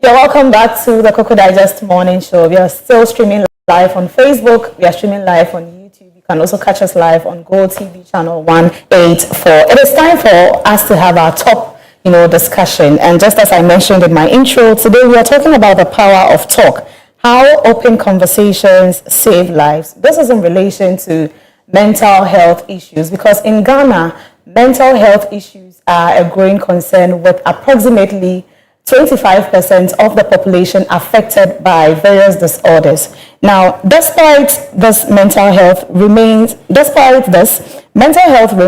a highly stigmatized topic, and many individuals do not seek help due to cultural misconceptions and fear of judgment. Can we have graphics displayed on the screens so that I can give a bit of a background to our topic?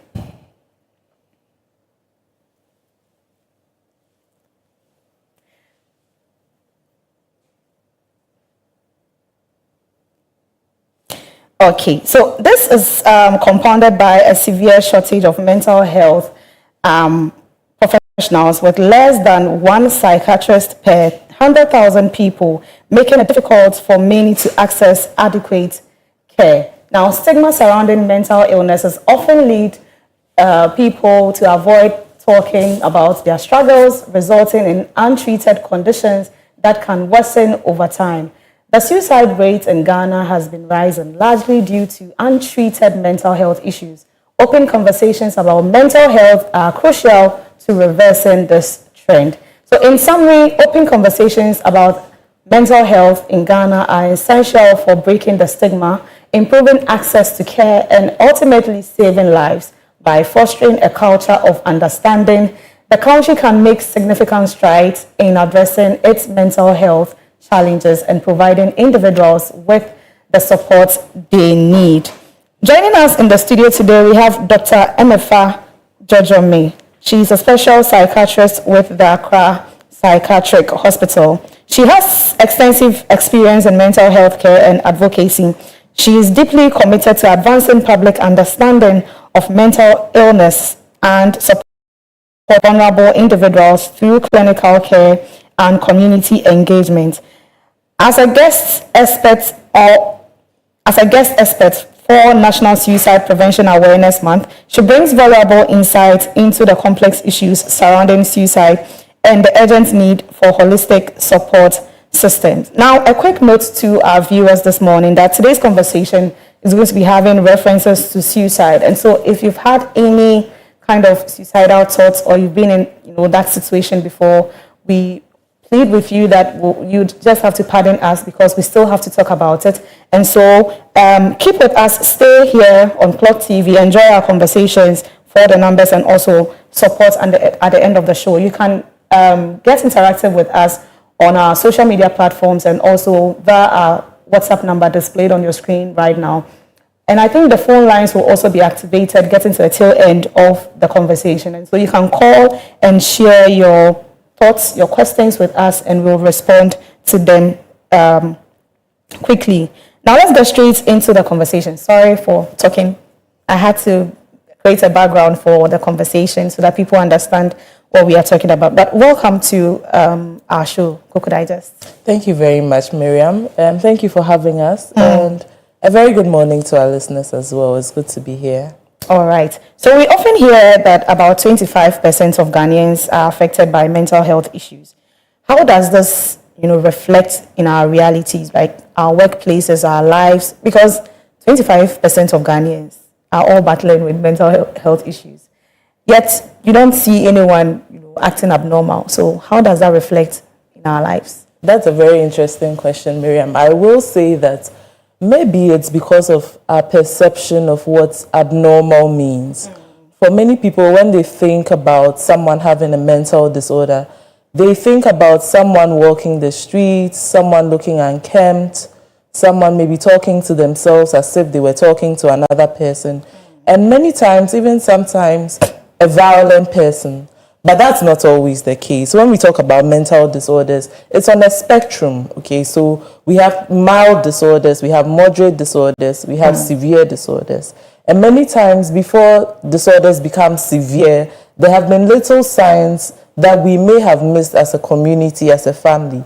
So for instance, you may notice that someone may be withdrawing from social settings. So when I say withdrawing, I mean that the person maybe used to be very integrated. So if it's church, the person was in the choir, the person was at work, the person was happy to help, happy to sit out for drinks, happy to join in conversations.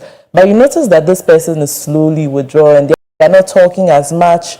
they may not be open to going for drinks, they may be missing calls without getting back, or you may notice that they may have some unusual beliefs. So someone may be complaining that there are people in this workplace that are working against me actively. There are people who don't like me. There are people who are trying to get me sacked. There are people who are monitoring me, who have hacked my phone. So I don't think it's really about there not being signs of ill health, but maybe we are missing the signs because we don't necessarily know what to look out for. But why do you think some Ghanaians still don't want to see mental illnesses as any normal, sickness like malaria, hypertension? Why do we have to see it in a different category? Well, Miriam, I think you would agree with me that people stigmatize what they don't understand. Yeah. And it's easier to dwell on a superstitious belief when you don't know the scientific basis behind it. In many societies, and I will say that it's not just in Ghana, in many societies, it starts from not understanding and stigma. But as awareness increases, as we have more open conversations, the entire perspective of the society slowly shifts. So I will say that we are in transit. Even though it may seem like the bulk of people are not open to seeing mental illness as a science, we are having more and more people recognizing that this is an illness that can be treated and people can get better from it. So I think that we may not be at the end, but we've made good progress. Now, let's move to one aspect of our conversation that has to do with suicide. It is becoming a growing concern in Ghana.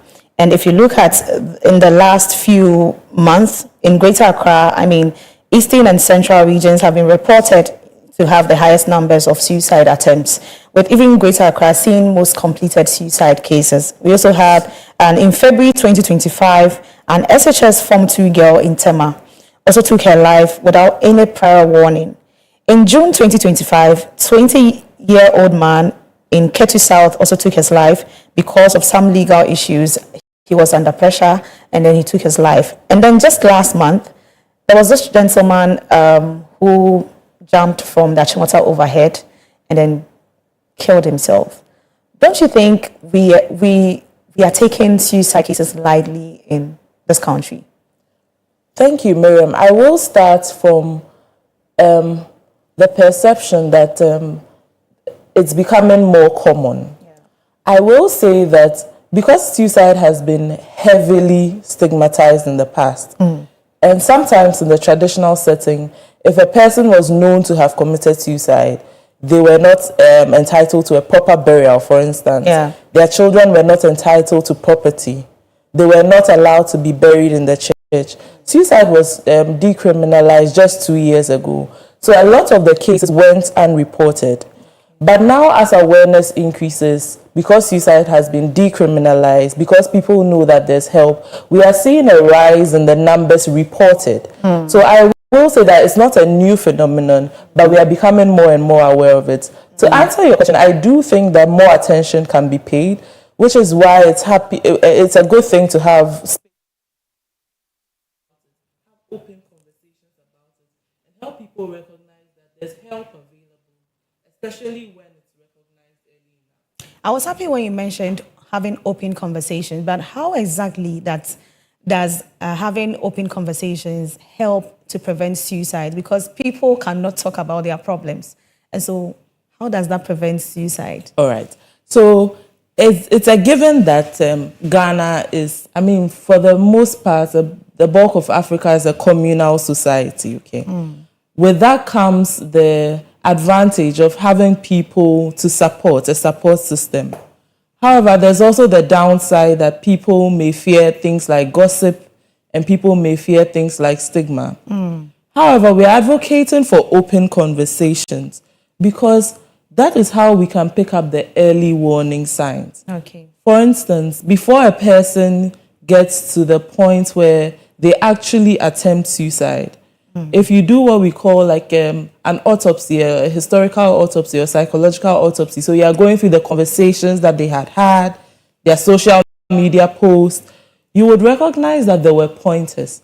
For instance, someone keeps on referencing death, saying things like, so when I'm gone, take care of my children, or when I'm gone, I don't want things to be done this way, or someone at work seems to be mentoring someone to take up their space, even though they are not saying exactly why they are doing that or where they will be going. So there are early warning signs in conversations, which is why it's important to have open conversations so that we are catching the distress before it becomes a crisis. So with the open conversation, is it with the person who has the suicidal thoughts or just anybody at all, making room for people to talk about their problems? It's both. Okay. It's both. Because when you create a safe space, people are more likely to share their vulnerabilities. Again, you may not necessarily know what someone is planning. And so it may be difficult to point out this person and say that I'm going to have an open conversation with this person. But if people identify you or your community space, your workplace as a safe space, they are more likely to be open about their distress. But that doesn't take away from the fact that when you are concerned about someone, maybe from their social media posts, their conversations, you can have open conversations with them. So it's not an either-or situation. It's more of both. But is it always about finding solutions to the problems or just being heard? Because there are people that they just want to talk. Don't give them any solution. Just listen to me. Like, there are people like that. So is it always about finding solutions to their problems or just being heard? Yeah, so that can sometimes be a barrier, that belief that I don't have what it takes to help this person. Yeah. But we all have what it takes to help someone. For instance, when people just talk, there's an emotional release, okay? So there's a therapeutic aspect of just sharing. It said, there's the proverb that says that a problem shared is half solved. Yeah, so some people find immediate emotional relief from talking to someone, from hearing someone say, I went through that as well. Or I know someone who went through that and they are fine now. But it is also helpful for people to hear that I know where you can get help. I may not have the skill set to help you completely through this period, but I know you can get help in a mental health unit in a hospital near me. I know that you can walk into a psychiatric hospital.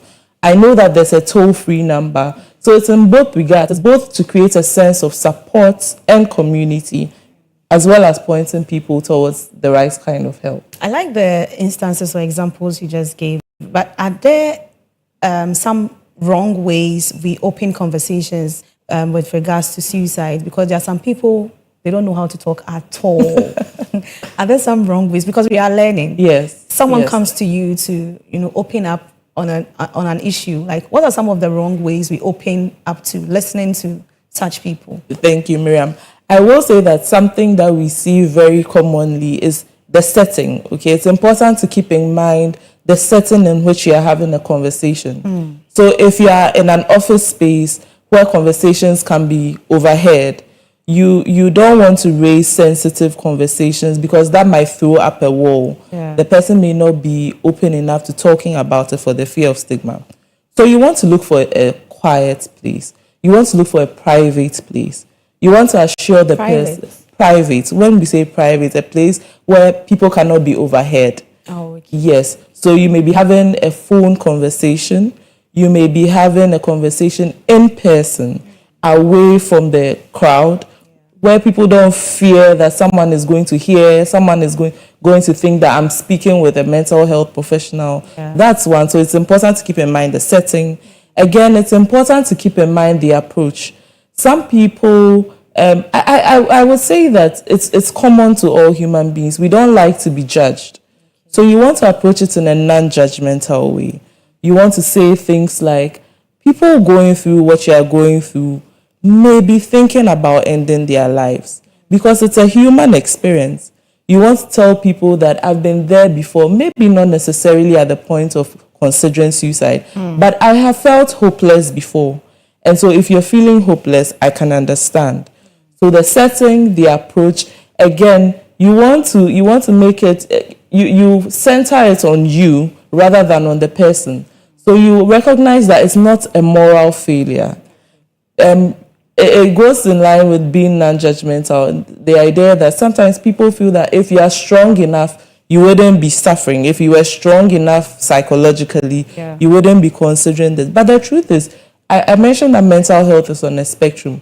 We are all moving on that spectrum at different points in our lives. Sometimes we are green, we are thriving. Other times we are surviving, so we are in between, we are orange.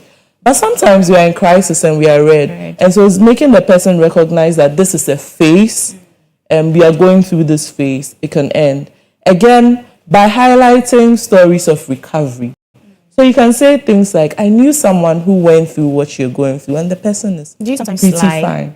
No, it's I would say that it's unethical, but I think that the success stories abound, and so there is not really a need to lie, because there are real stories of people who have been at the point of suicide or have attempted and are thriving today. So there's more than enough.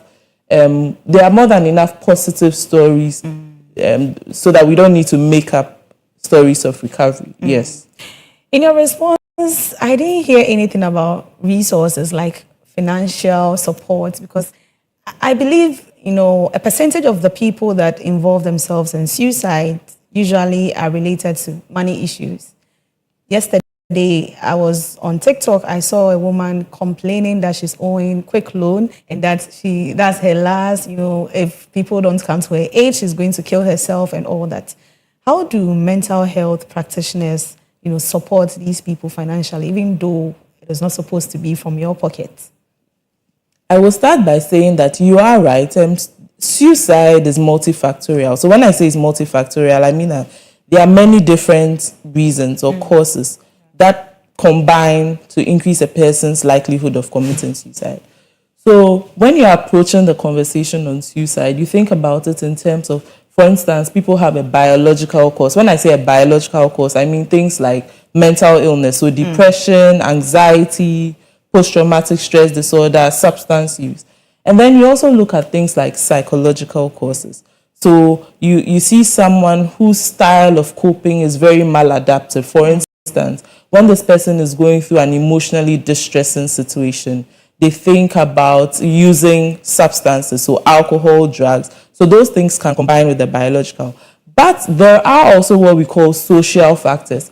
Sometimes when people think about suicide, they say that, this is a Western thing. It's a European thing.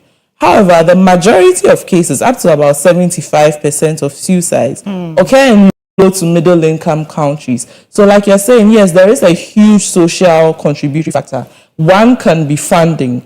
And that's why it's important that the conversation on suicide is approached on a holistic perspective. Yeah. So it's not just about the medication, even though the medication has a huge role to play. It's also about the social factors. It's about a support system. It's about funding. It's about unemployment, which is why the conversation happens at different levels. Each level has what is within their capabilities. For instance, though sometimes healthcare personnel go out of their way to, for instance, crowdfund, to contribute, that may not be within their capabilities. And so we raise the conversation, for instance, to an agency level. That's why there are agencies like things like social welfare. Sometimes we have to involve family. Sometimes we have to involve donor agencies, because you are very right. Things like money, things like unemployment, homelessness, all contribute to attempted suicides. Yes. And that's why it's important that when you're supporting someone going through this, it's important to consider practical support, right? Practical support is also very important. Very, very important. So if you just joined us, this is the main segment of the Koko Digest Morning Show. We are discussing the power of talks, how open conversations save lives. And we have Dr. Emifa Jojome with us here in the studio. She's a special psychiatrist at the Accra Psychiatric Hospital.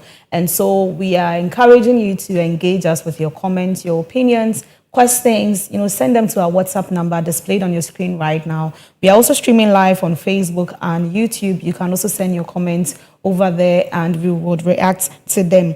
We would also open the phone lines so you can call and share your experience with us. Don't worry about being judged or anything, because we are all here to help each other. And so you can call in and share your experiences with us. Now, Doc, do you think there is any kind of difference when it comes to how people respond or react to these treatments given to them in terms of females and then males, how they react to mental health treatments? I will say that it's anecdotal that the genders respond to emotional distress and treatments differently. Yeah.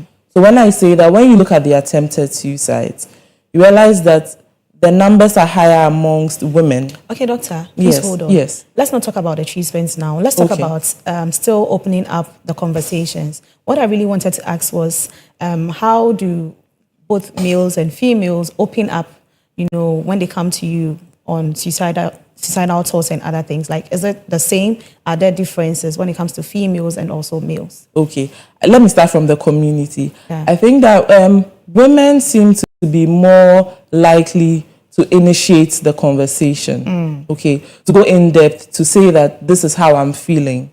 Okay. And men in the community, men seem to be more open when the conversation is raised. Okay. However, when it comes to professional help, we recognize some of these differences. We recognize that you need to have a direct approach for both genders. For women, sometimes it may look like approaching it from a social point of view. For instance, talking about their marriages, talking about their children, that's more likely where you would get this information. For men, they may present with other symptoms, for instance, physical symptoms. Men may come to hospital and may be complaining about things like sexual dysfunction. They may be complaining that they are not able to concentrate at work. They may be complaining that they are not making as much money as they would like. And so sometimes the presentations are different, but the fundamental issues remain the same. Yeah. So we have a comment here, and this is from Sewa inside Accra. Mimi, please ask Doc, does stress contribute to mental illness? Yes, most definitely. Stress. Yes, stress is what kind of stress? So there are different kinds of stress. You remember when I was approaching the conversation on suicide, I said that you can think about it in a biological cause. Okay. For instance, things like people with chronic illnesses, okay? So if someone has a long-term illness, something like diabetes, hypertension, that they're having to go to hospital frequently for, it's draining their finances, that may cause stress, okay? If someone has a problem like unemployment, homelessness, all these things impact on the way we think. And it's the way we think that affects how we behave and how we feel. So most definitely, stress is a huge contributory factor. In fact, stress can lead to physical illnesses, So does it mean that all of us under stress, we have some kind of mental illness?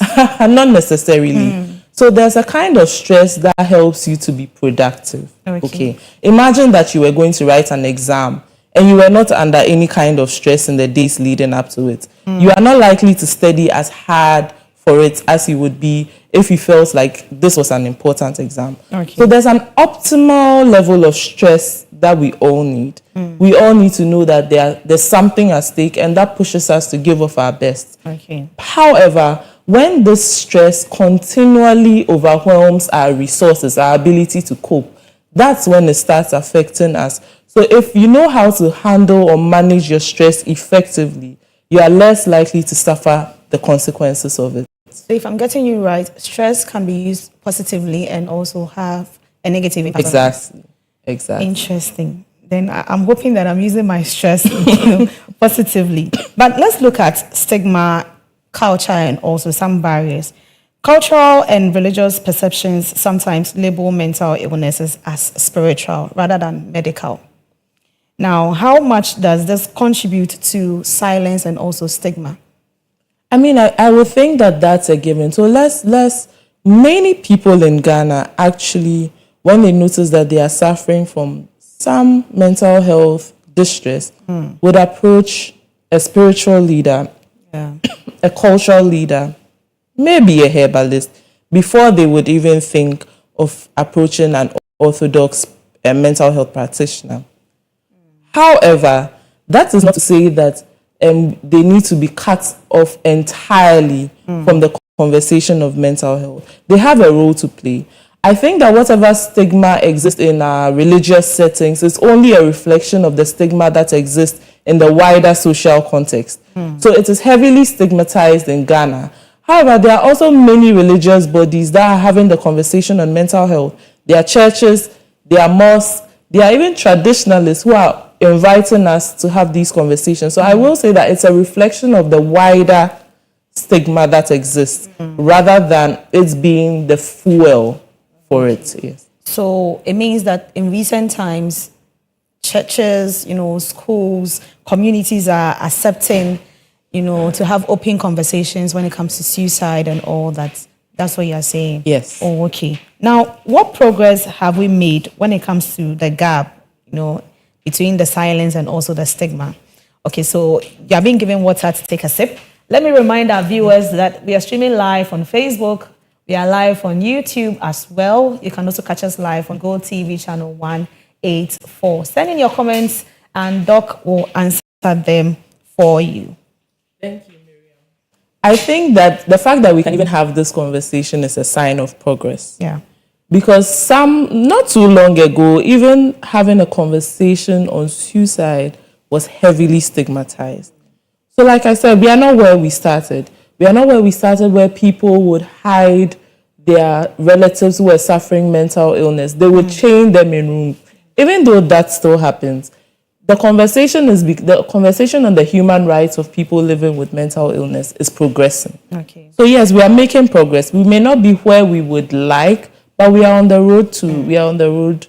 For education purposes, there are still some families that do not want to come out openly to talk about, some of the family members experiencing mental illnesses and all that. But how do we overcome this if anyone is watching us, families watching us? How do we overcome this? I will start by saying that there are resources, because it's heavily stigmatized. We understand that there may be a barrier, a psychological barrier to some families seeking mental health care. Because of that, our services are provided in a very confidential manner.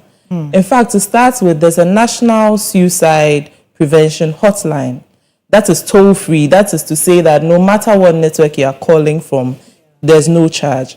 It operates 24 hours a day, 7 days a week. It is manned by mental health professionals, skilled mental health professionals who are able to help families navigate these difficulties. So it's 0800 678 678. So 0800 678 678. Again, there are mental health units in all the regional hospitals in Ghana.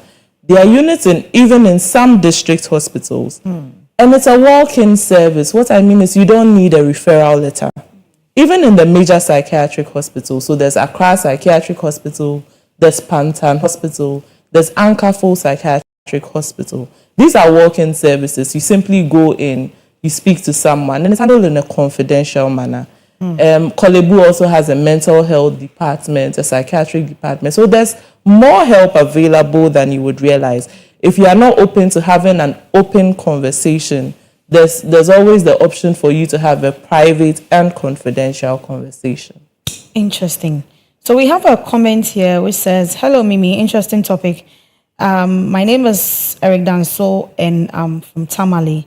Kindly ask your guest, what are some common signs of mental health struggles in men that might not be immediately obvious, and how can friends and families support them?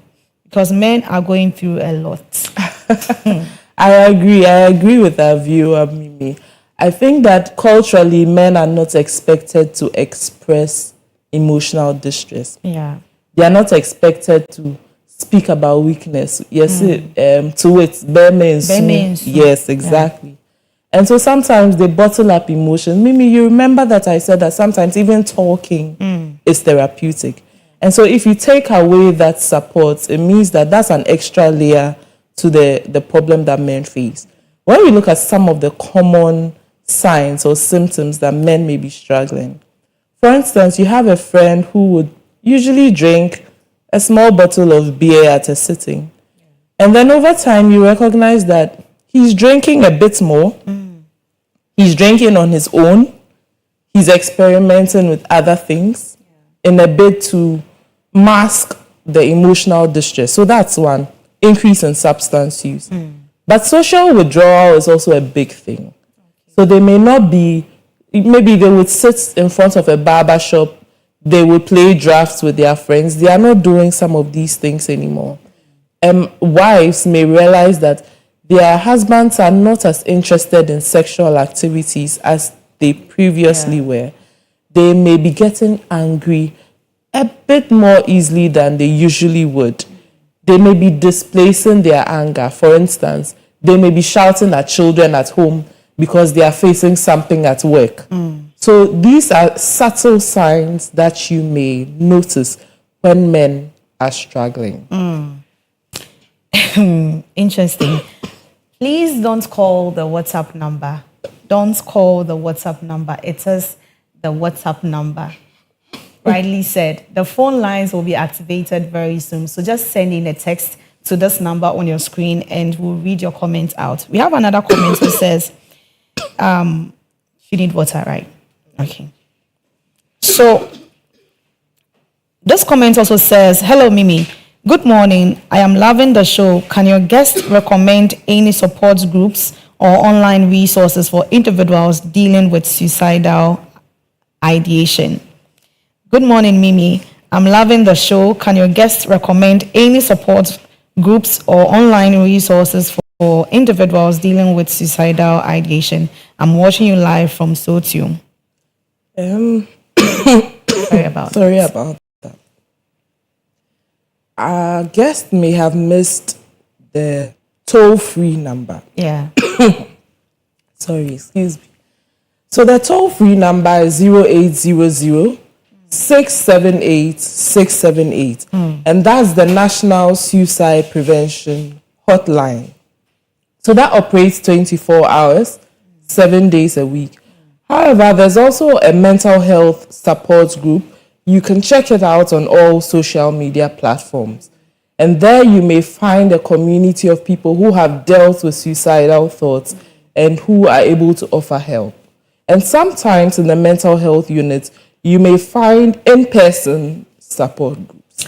All right, let's take this short break. When we come back, Doc will attend to the other questions we have.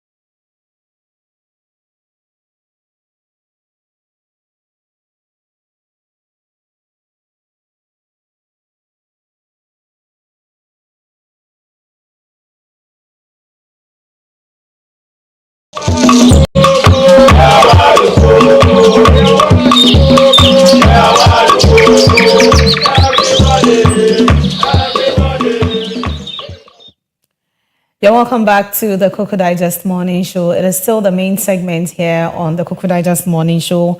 We are discussing the power of talk, how open conversations save lives. And Dr. I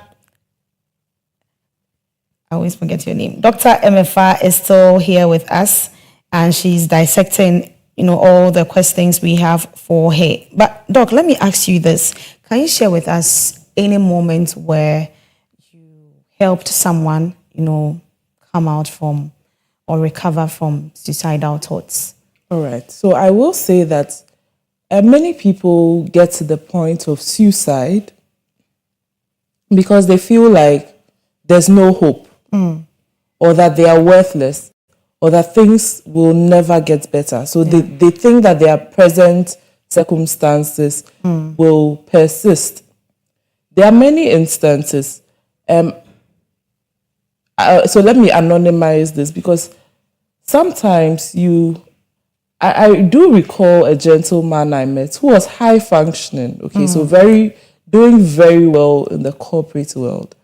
And he was struggling, but there was no one recognizing that he was struggling. And so just by introducing it, that sometimes people in your situation may consider ending their lives. Yeah.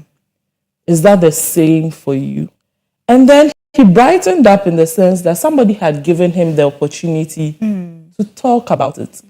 Somebody had normalized it. Somebody had made him feel like it was a human experience. Yeah. And so from that point, that was where the conversation really opened up and we were able to work through the issues. So I will say that getting to the point of having the conversation is a big part of solving the issue. Okay. So we have a comment here with no name, and it says, Mimi, please ask your guest, what role does active listening play in supporting someone with mental health challenges? Because some people will be looking at you, but they are not listening to what you're saying. Thank you to our guest. Our guest is our contributor is very, very experienced. Yeah. So I will say that active listening, when we talk about active listening, for want of a better way to say it, is listening to understand rather than listening to respond. So sometimes you are having a conversation with someone, it's part of creating a safe space. So if you want someone to open up about their vulnerabilities or their emotional distress, you need to give them your full attention. So you're having a conversation with someone, your phone is turned down so that you are not distracted. You're having a conversation, you're giving them full eye contact. You are letting them know I'm listening. For instance, with things like, really, that must be particularly distressing. That way the person connects, the person feels like I'm being heard. Yeah. As opposed to if I were having a serious conversation with you, Mimi, and you kept turning or you kept looking at your phone, at some point I would disconnect, even emotionally, maybe not consciously. So active listening helps to create the right setting for people to open up. Yes. So the phone lines have been activated, so you can call us and share your experiences with us. The number is on your screens, 0500500423. Please call us. Tell us what you think about this topic. You can also contribute. It is not only Doc who has, all the knowledge. If you are listening and you want to contribute to the conversation, you can do so. Doc, there have been instances where you speak to somebody about your issue and then the person is like, oh, it's all in your head. This is nothing serious. Oh, just forget about it. Think of your family. Those kind of comments. These are some of the comments people really hear, and then it affects them. What do you think about some of these comments? You're very right, Miriam. If I raise an issue with you, for someone to even raise something that is distressing to them, it means some that people even say, just pray about it. You'll be fine. Take it to the Lord in prayer. So for someone to raise an issue with you, right, it means that they have gotten past the point of feeling like they can deal with it on their own, or that they can deal with it with the resources at their disposal. So if someone reaches the point where they are talking to you, it means that most likely they feel like they are at the end of their rope, or that they have considered all the options available to them and they have not been able to find one that works. And that's why it's important, if someone opens up to you, to recognize that they need more help than they have been able to identify. So that's where you need to point them to the right kind of help. Say things like, oh, this is normal, think about your children, or go and pray. That's not to say that prayer doesn't have a role in emotional health. Yeah. Excuse me, but that's to say that the person most likely has tried all these things. And so it may not be in your place to then suggest these things again. Okay. Let me still remind you that the phone lines have been activated, and so you can get interactive with us. Call us and share your thoughts with us. Let me take a few comments here whilst Doc gets some water. Good morning, Mimi. Please ask Doc that how do you reduce your stress as a banker in order not to go through mental health? Because you wake up early in the morning and you come home late in the evening. I wonder how, as a banker specialist, will tell you to reduce your stress, which is very difficult. How do you do that as a banker? And so this person is saying he's a banker and the stress of going to work very early and coming back home late is stressing him out. Yes, I will say that I'm not surprised that we're having this conversation from the bankers. It's a very high stress field. And so you need to take responsibility. You need to be intentional about managing your stress. For instance, you remember that I said that sometimes physical ill health contributes to emotional distress. So if you are not feeling well physically, that can affect your mood. For instance, if you are constantly sedentary, always sitting, always driving, not climbing stairs, using the lift, it has an effect on your mood. Even exercising, getting moving, releases what we call the happy hormones or endorphins that help you feel good, or the body's own pain relief. So you need to be intentional about incorporating stress managing factors. You need to exercise, you need to eat well, you need to deliberately build time with the people that you love. So yes, it may not be as ideal as you would like. For instance, you may not be able to make time to sit with family every single day because of your schedule. But you can deliberately build Saturday mornings, Sunday mornings, where we are having sit-down conversations. You can deliberately say that I'm going to have a phone call with someone I care about, talking about things that really matter to me. So it's about the intentionality. Again, it's about reframing the conversation. For instance, in 5 years, in 10 years, would your target today really matter as much as you think that it matters today? Your deliverables. I do understand that sometimes there may be short periods of intense stress, but when these carry on persistently, then you are getting into chronic stress, which has a huge impact on your psychological health. So reframing the situations, the fact that you have a deadline and you're supposed to deliver 1 million Ghana cedis by the end of the year, is it worth sacrificing your physical health for? Is it worth sacrificing your family? So putting it on a scale of balance, looking at things from the bigger picture rather than the day-to-day minute details might help reduce your stress levels.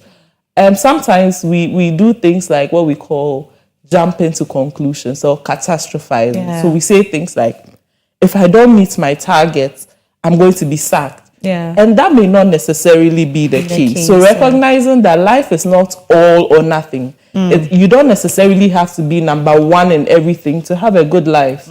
Okay, so recognizing that there's nuance to life, there are gray areas to life. And like I always say, there's help available. There is always help available. Doc, you can take a sip whilst I read the few comments we have here. So thank you, Koko Digest, for tackling this topic. Suicide prevention starts with connection. Talk, listen, remove the We need more spaces like this where mental health isn't a taboo. That is from Chris inside Abrantier.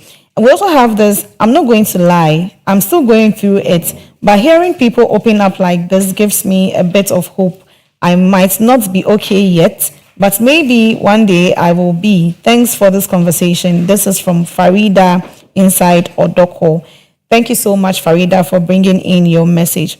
We also have this from Barrister Kojo, and he says, good morning, Mimi. Please ask your guest if there are cultural considerations that mental health professionals should be aware of when discussing suicidal thoughts with patients from diverse backgrounds. Yes, exactly. I like Barrister's question.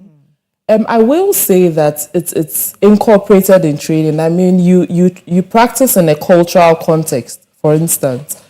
So for some people, there's a particular ethnic group where if you want to raise the issue of maybe something negative occurring, you don't ask directly. You say things like, is it possible that your enemy may be going through something like this? So yes, there are ways to navigate the cultural conversation.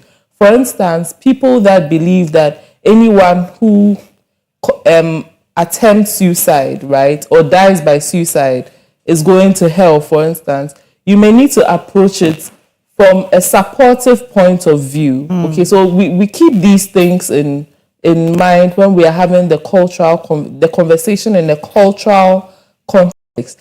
Even amongst genders, it may be easier for me to ask a woman directly that, for instance, I may ask a woman, do you sometimes worry that your children may not have anybody to take care of them when you are not there? And that's a way of opening up the conversation. So that may be her concern. A man's concern may be, who's going to pay my children's school fees if I'm not around? So there are ways to navigate this that you both learn as you practice, and part and parcel of the training. Okay, let's look at this practical instance. We usually ask people, it is very common among Ghanaians, how are you? I'm fine. The I'm fine is coming with a frowned face, like, how are you? I'm fine. The behavior is different from the response. In that case, what do I do as someone who is, very caring?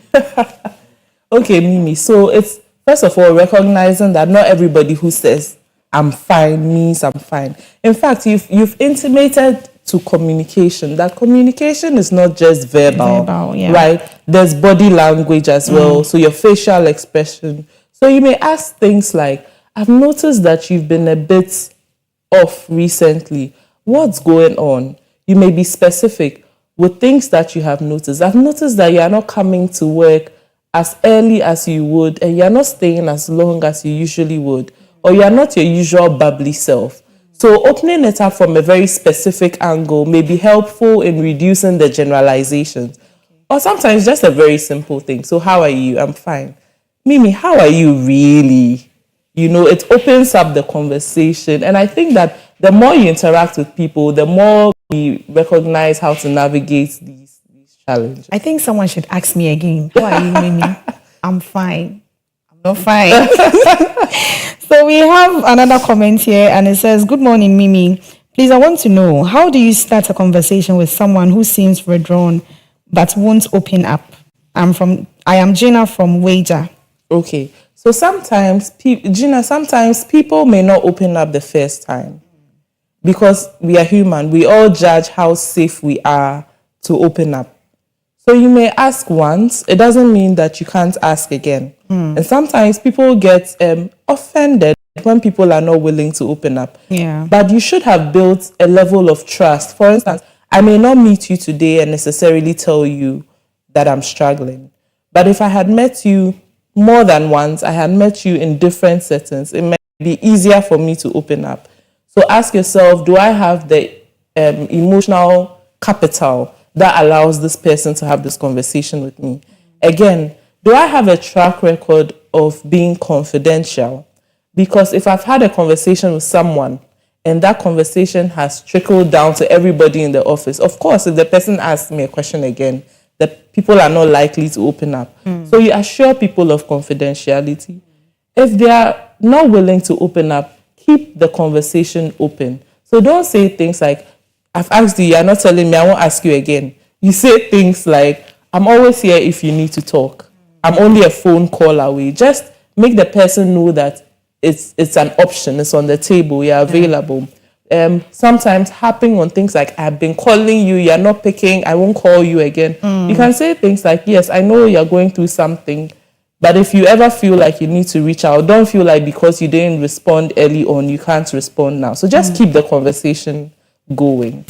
So what can schools and universities do to make mental health support and conversations part of, everyday lives? Yes, so I know that there is a directive where there's now a counseling unit in every educational institution, almost mandatory. So that's one. But then we are also seeing many schools forming mental health clubs. Okay. Where they are having these conversations. They are hosting experts to come and give professional insights. They are making toll-free lines readily visible, yes. So you enter into the lobby of a school, you see that, there's a counseling unit, there's a toll-free line, and then destigmatizing the conversation. When people you look up to also share that they've had these struggles before, it becomes easier to have the conversation. Again, providing support for people who are recovering. So someone attempted suicide and the person comes back into the society, not stigmatizing them, helps to create a supportive environment where people know that my recovery will be supported and I can be directed towards the right kind of help. Yes. Okay, so away from schools and universities, we also have to direct our attention to the workplaces. Yes. Because most workplaces do not prioritize mental health issues. They don't even give, platforms or opportunities for workers to express how they feel or tell them what they are going through, their challenges and all that. How do you think employers, colleagues can, create that atmosphere for open conversations on, mental health? Yes, so Mimi, thank you. It's important to recognize that workplaces are made up of people. In as much as there are structures and systems, it is people that drive these structures and systems. So people may have the same protocol in two different organizations, but the feel in those organizations may be very different. So individually, recognizing that the workplace can, one, be a source of stress, two, can be a support system. Recognizing that, yes, I may work with someone, but I'm also the person's support system. Noticing when people's productivity drops or people are making minute errors. So someone would usually come and maybe have a segment on the show and flow throughout. But you recognize that in the last 3 weeks, 4 weeks, the person is halting. The person is not their usual self. So picking up the signs early is one. But also we are seeing a lot of workplaces start what we call an employee assistance program or the EAP. Well, it's a dedicated unit for dealing with the mental health of their workers. Because we know that sometimes people don't recognize that the mental health of their workers has a direct impact on the productivity. Yeah. People cannot be suffering emotionally and psychologically and give off their best. Yeah. That's a given. But sometimes we think that by pushing the target, people work better when they are in flow, when they are thriving emotionally. So drawing a straight line between the emotional distress. I mean, many employers like to see the numbers. They like to see the monetary gain. So showing them how it can be better. If you are HR or if you are welfare, showing them that if people were coming to work more consistently, this is how much you would be gaining from it. Maybe putting it in a numbers term may help increase the significance of this in workplaces. Yes. Interesting. Thank you so much, Doc. Let me remind our viewers that the phone lines have been activated, and so the number is on your screen. Call us and share your experiences with us. Your suggestions, your comments are all welcome. Doc will attend to them. Now, we have another comment here which says, "Good morning, Mimi. Great discussion. Thank you so much. There was a guy in our office, always quiet, always on time, never caused trouble. Then one day we heard he had taken his own life.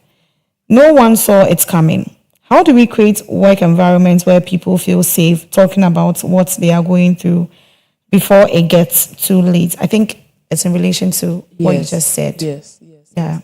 And especially recognizing it when it's a change in the person's usual behavior. So if someone has not been consistently a quiet person or a withdrawn person, and the person suddenly becomes withdrawn, that's a sign that there may be a problem. So like I said, there may be a dedicated unit, or on your own, you may want to go the extra mile, visiting the person at work, and not just pointing the person to say that, oh, there's a mental health unit. But we talked about practical support early on. So saying things like, you know what, I'm off on Friday. I could go with you to this mental health unit, or have the number of a psychologist, I have the number of a psychiatrist, of a mental health professional. I'll be happy to have the conversation with you, around you. So offering that practical support sometimes may be very helpful. And to our contributor, it may not necessarily have been your fault. You don't need to necessarily blame yourself for it. Sometimes, despite our best efforts, things don't go as we would have planned. But we can pick lessons from it for the future and realize that people are struggling, or people may be struggling, and it may not be readily apparent. So let's have, some kind of practical session right now. So assuming a friend comes to me, and tells me about her suicidal thoughts, what would be the first step that I'll take as, a very good friend? Let the person know that you are glad they opened up to you. You are happy they are seeking help. But you may not have the skill set to handle this. For instance, you may not know how to categorize this. So is this severe? Is this mild? Is this moderate? So helping them seek the right kind of help is key. Because many people who have gone on to die by suicide have actually had the conversation with several people, not trivializing it, not saying things like, oh, you're just seeking attention, or brushing it off and say, so if you go, who take care of your children? By recognizing that even having the conversation is a cry for help, and being the bridge between that person and the right kind of help.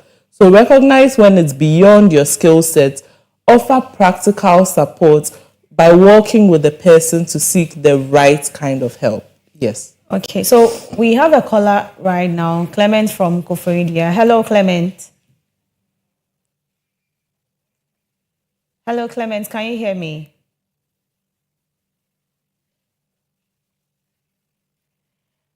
Hello, Clement. Hello. Okay, I think we have him on the line. Hello, Clement. Good morning. Please, yes. Okay. Please let's hear your contribution.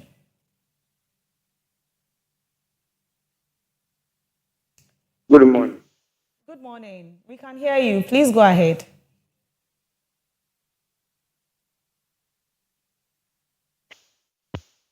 Hello.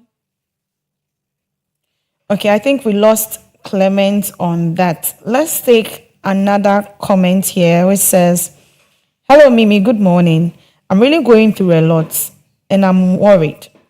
As a child of a pastor, I'm struggling to open up about my relationship issues due to fear of judgment and trust issues. I don't want to talk to anyone. I just want to find a way to confront myself. My parents have always chosen religion over my feelings, which makes it even harder for me to talk to them. What can I do about it? Okay. All right. So thank you for sending in this message. Okay. So I will say that there's professional help available. Sometimes we look in our support system or our network of people, and we can't identify anyone that we feel like would be a safe space. And that's why there's professional help available. That's why our toll-free number, so the Mental Health Authority, like I mentioned early on, has a toll-free number.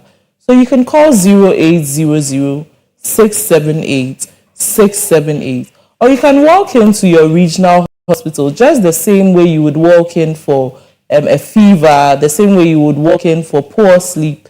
You can walk into a regional hospital and ask to see a mental health professional. You don't need a referral to see a psychiatrist. You can walk into any of the psychiatric hospitals.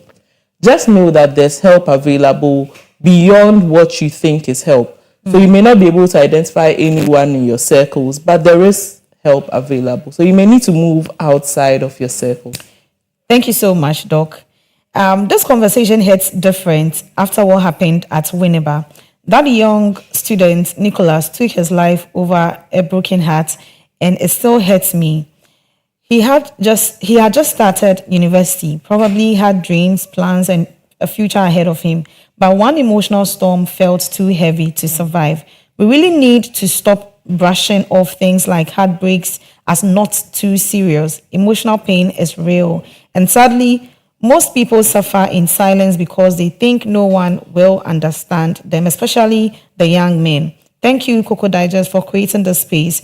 We need to normalize talking, crying, reaching out before it's too late. Rest in peace, Nicholas. Thank you so much for bringing in your comments. But Doc, what do you have to say about this when it comes to we not sharing our emotions? You know, we've even gotten to a point in our lives where broken hearts is being normalized. So it's normal. You go through it. But is it really, really normal? So I will say that, that I like how you ended the question by saying that, is it really normal? I think that sometimes we've normalized when you go through emotional distress so much, sometimes you can become numb or detached. Yeah. And sometimes you may feel like you have recovered when in actual fact you have not recovered. For want of a better word, you may actually have just become hardened. So let me put it that way. Again, our threshold for distress is different. So what one person may consider as a normal part of everyday life may be particularly distressing to another person. So not judging experiences by our standards alone. Again, for many young people, for instance, if an adult of, say, in their 50s went through some friendship betrayal or some relationship challenge, they may have lived long enough to have noticed the pattern and to know that they will get over it and that they will be fine. But if this happens to someone in, let's say, secondary school or university, they may lack the experience to understand that there may be better days ahead. And empathizing with this, recognizing that we don't all have the same emotional strength. Our emotional strength varies in the seasons of our lives. And providing grace or providing mercy, providing room for people to recognize that, yes, somebody may have dealt with it better, but at this point in time, I need help to deal with it. And that's just okay. Doc, let's look at advocacy, media, and also, moving forward. We'll be wrapping up shortly. Social media has come to stay, and it is doing most people more harm than good. In cases where people find support on social media. Today, you go on social media, especially TikTok, and people are sharing their experiences, how they overcame some, traumas here and there. Others are also facing bullying because they came out to talk about their own problems. So how do we strike the balance? You speak out, you face bullying. You don't speak, you die. How do we strike the balance? It's very relevant. Okay. So when I was talking about seeking help, I kept referencing the right kind of help. Okay. Seeking help from the wrong sources may actually cause you more problems than help. So recognizing that, one, whatever you put on social media is there almost forever, right? And when you are putting out problems, I know that sometimes people have emotional breakdowns on social media, but recognizing that may not be the target help that I'm looking for. So one, why am I posting on social media? Can I get help from social media? Then again, recognizing that, so in the conversation about bullying, being willing to call out another person who is being bullied. For instance, someone has posted a video and in the comments, people are mocking the person or bullying the person. Being confident enough to say that this is not the kind of comments you should be leaving. So providing the person an alternate perspective that yes, people may be piling on you, but there are some of us here that support you. So that's how you can use social media in a good way so that it becomes more of a support system. But then also not sharing too many details. What I mean by that is this. Sometimes the more we model suicidal behavior online, we open up sources for people who may just be thinking about it. Yeah. For instance, people may say in reporting suicide, people may even give details about, oh, this person purchased poison from this shop, and this person got a gun from this place. Even though it may help with sensationalizing your story, you may actually be giving out more details than necessary. And then being respectful of the confidentiality of people. So someone dies by suicide in your community, not giving out too many details of where the person lived, or somebody attempts where the person lived, their mother's name, their father's name, the gruesome details. Let's handle it with dignity in a supportive and non-judgmental way rather than sensationalizing the conversation. Again, finally, I will say that highlighting the stories of recovery and hope rather than placing the emphasis on the distress. So talking about to people, giving people a platform who have been there before and have come out better helps change the narrative and makes us know that recovery is very, very possible.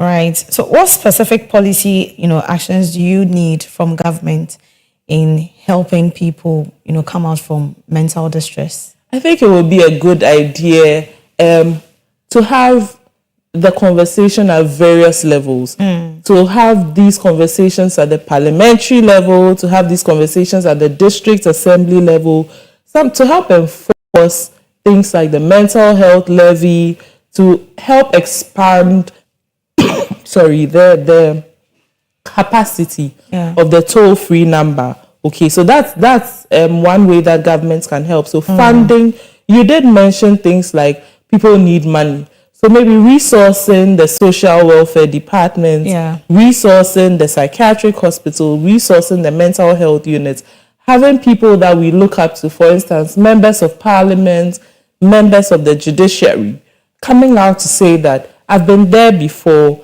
and I've recovered, look at me now, I'm a role model in society. So that those are many ways we can Okay, so we have a comment here which says, I knew this guy who was always joking about suicide. Is that a sign something is wrong? Because he's usually such a big fun and expressive person. Can someone joke about suicide without actually struggling with it? Great topic, by the way. This is from Dennis inside Tuba. All right, thank you, Dennis. I will say that before people verbalize something, they have thought about it. And many times, especially with men, they use humor as a way of expressing deep emotions. So suicide is not typically something that many people will joke about. So for someone to joke about suicide, you should know that there may be something more to that, what you consider a joke. And that just may be the person's way of seeking for help. Like I said, men will sometimes joke about very, very distressing things. In fact, they may even give nicknames to people who have gone through severe problems. They may call this person heartbreak 1, heartbreak 2, things like that. But it's a mask. It can be a mask. So you need to be aware that people mask their pain with humor. Finally, Doc, if someone is watching us this morning and the person is silently struggling, what advice would you give to the person? Seek the right kind of help. You don't need to struggle alone. Look, asking for help is a sign of strength and courage rather than weakness, because you recognize that your current resources, emotional, financial, are not able to carry you through. So seek the right kind of help. Call a toll-free number, seek professional help, and you will come out on the other side much better.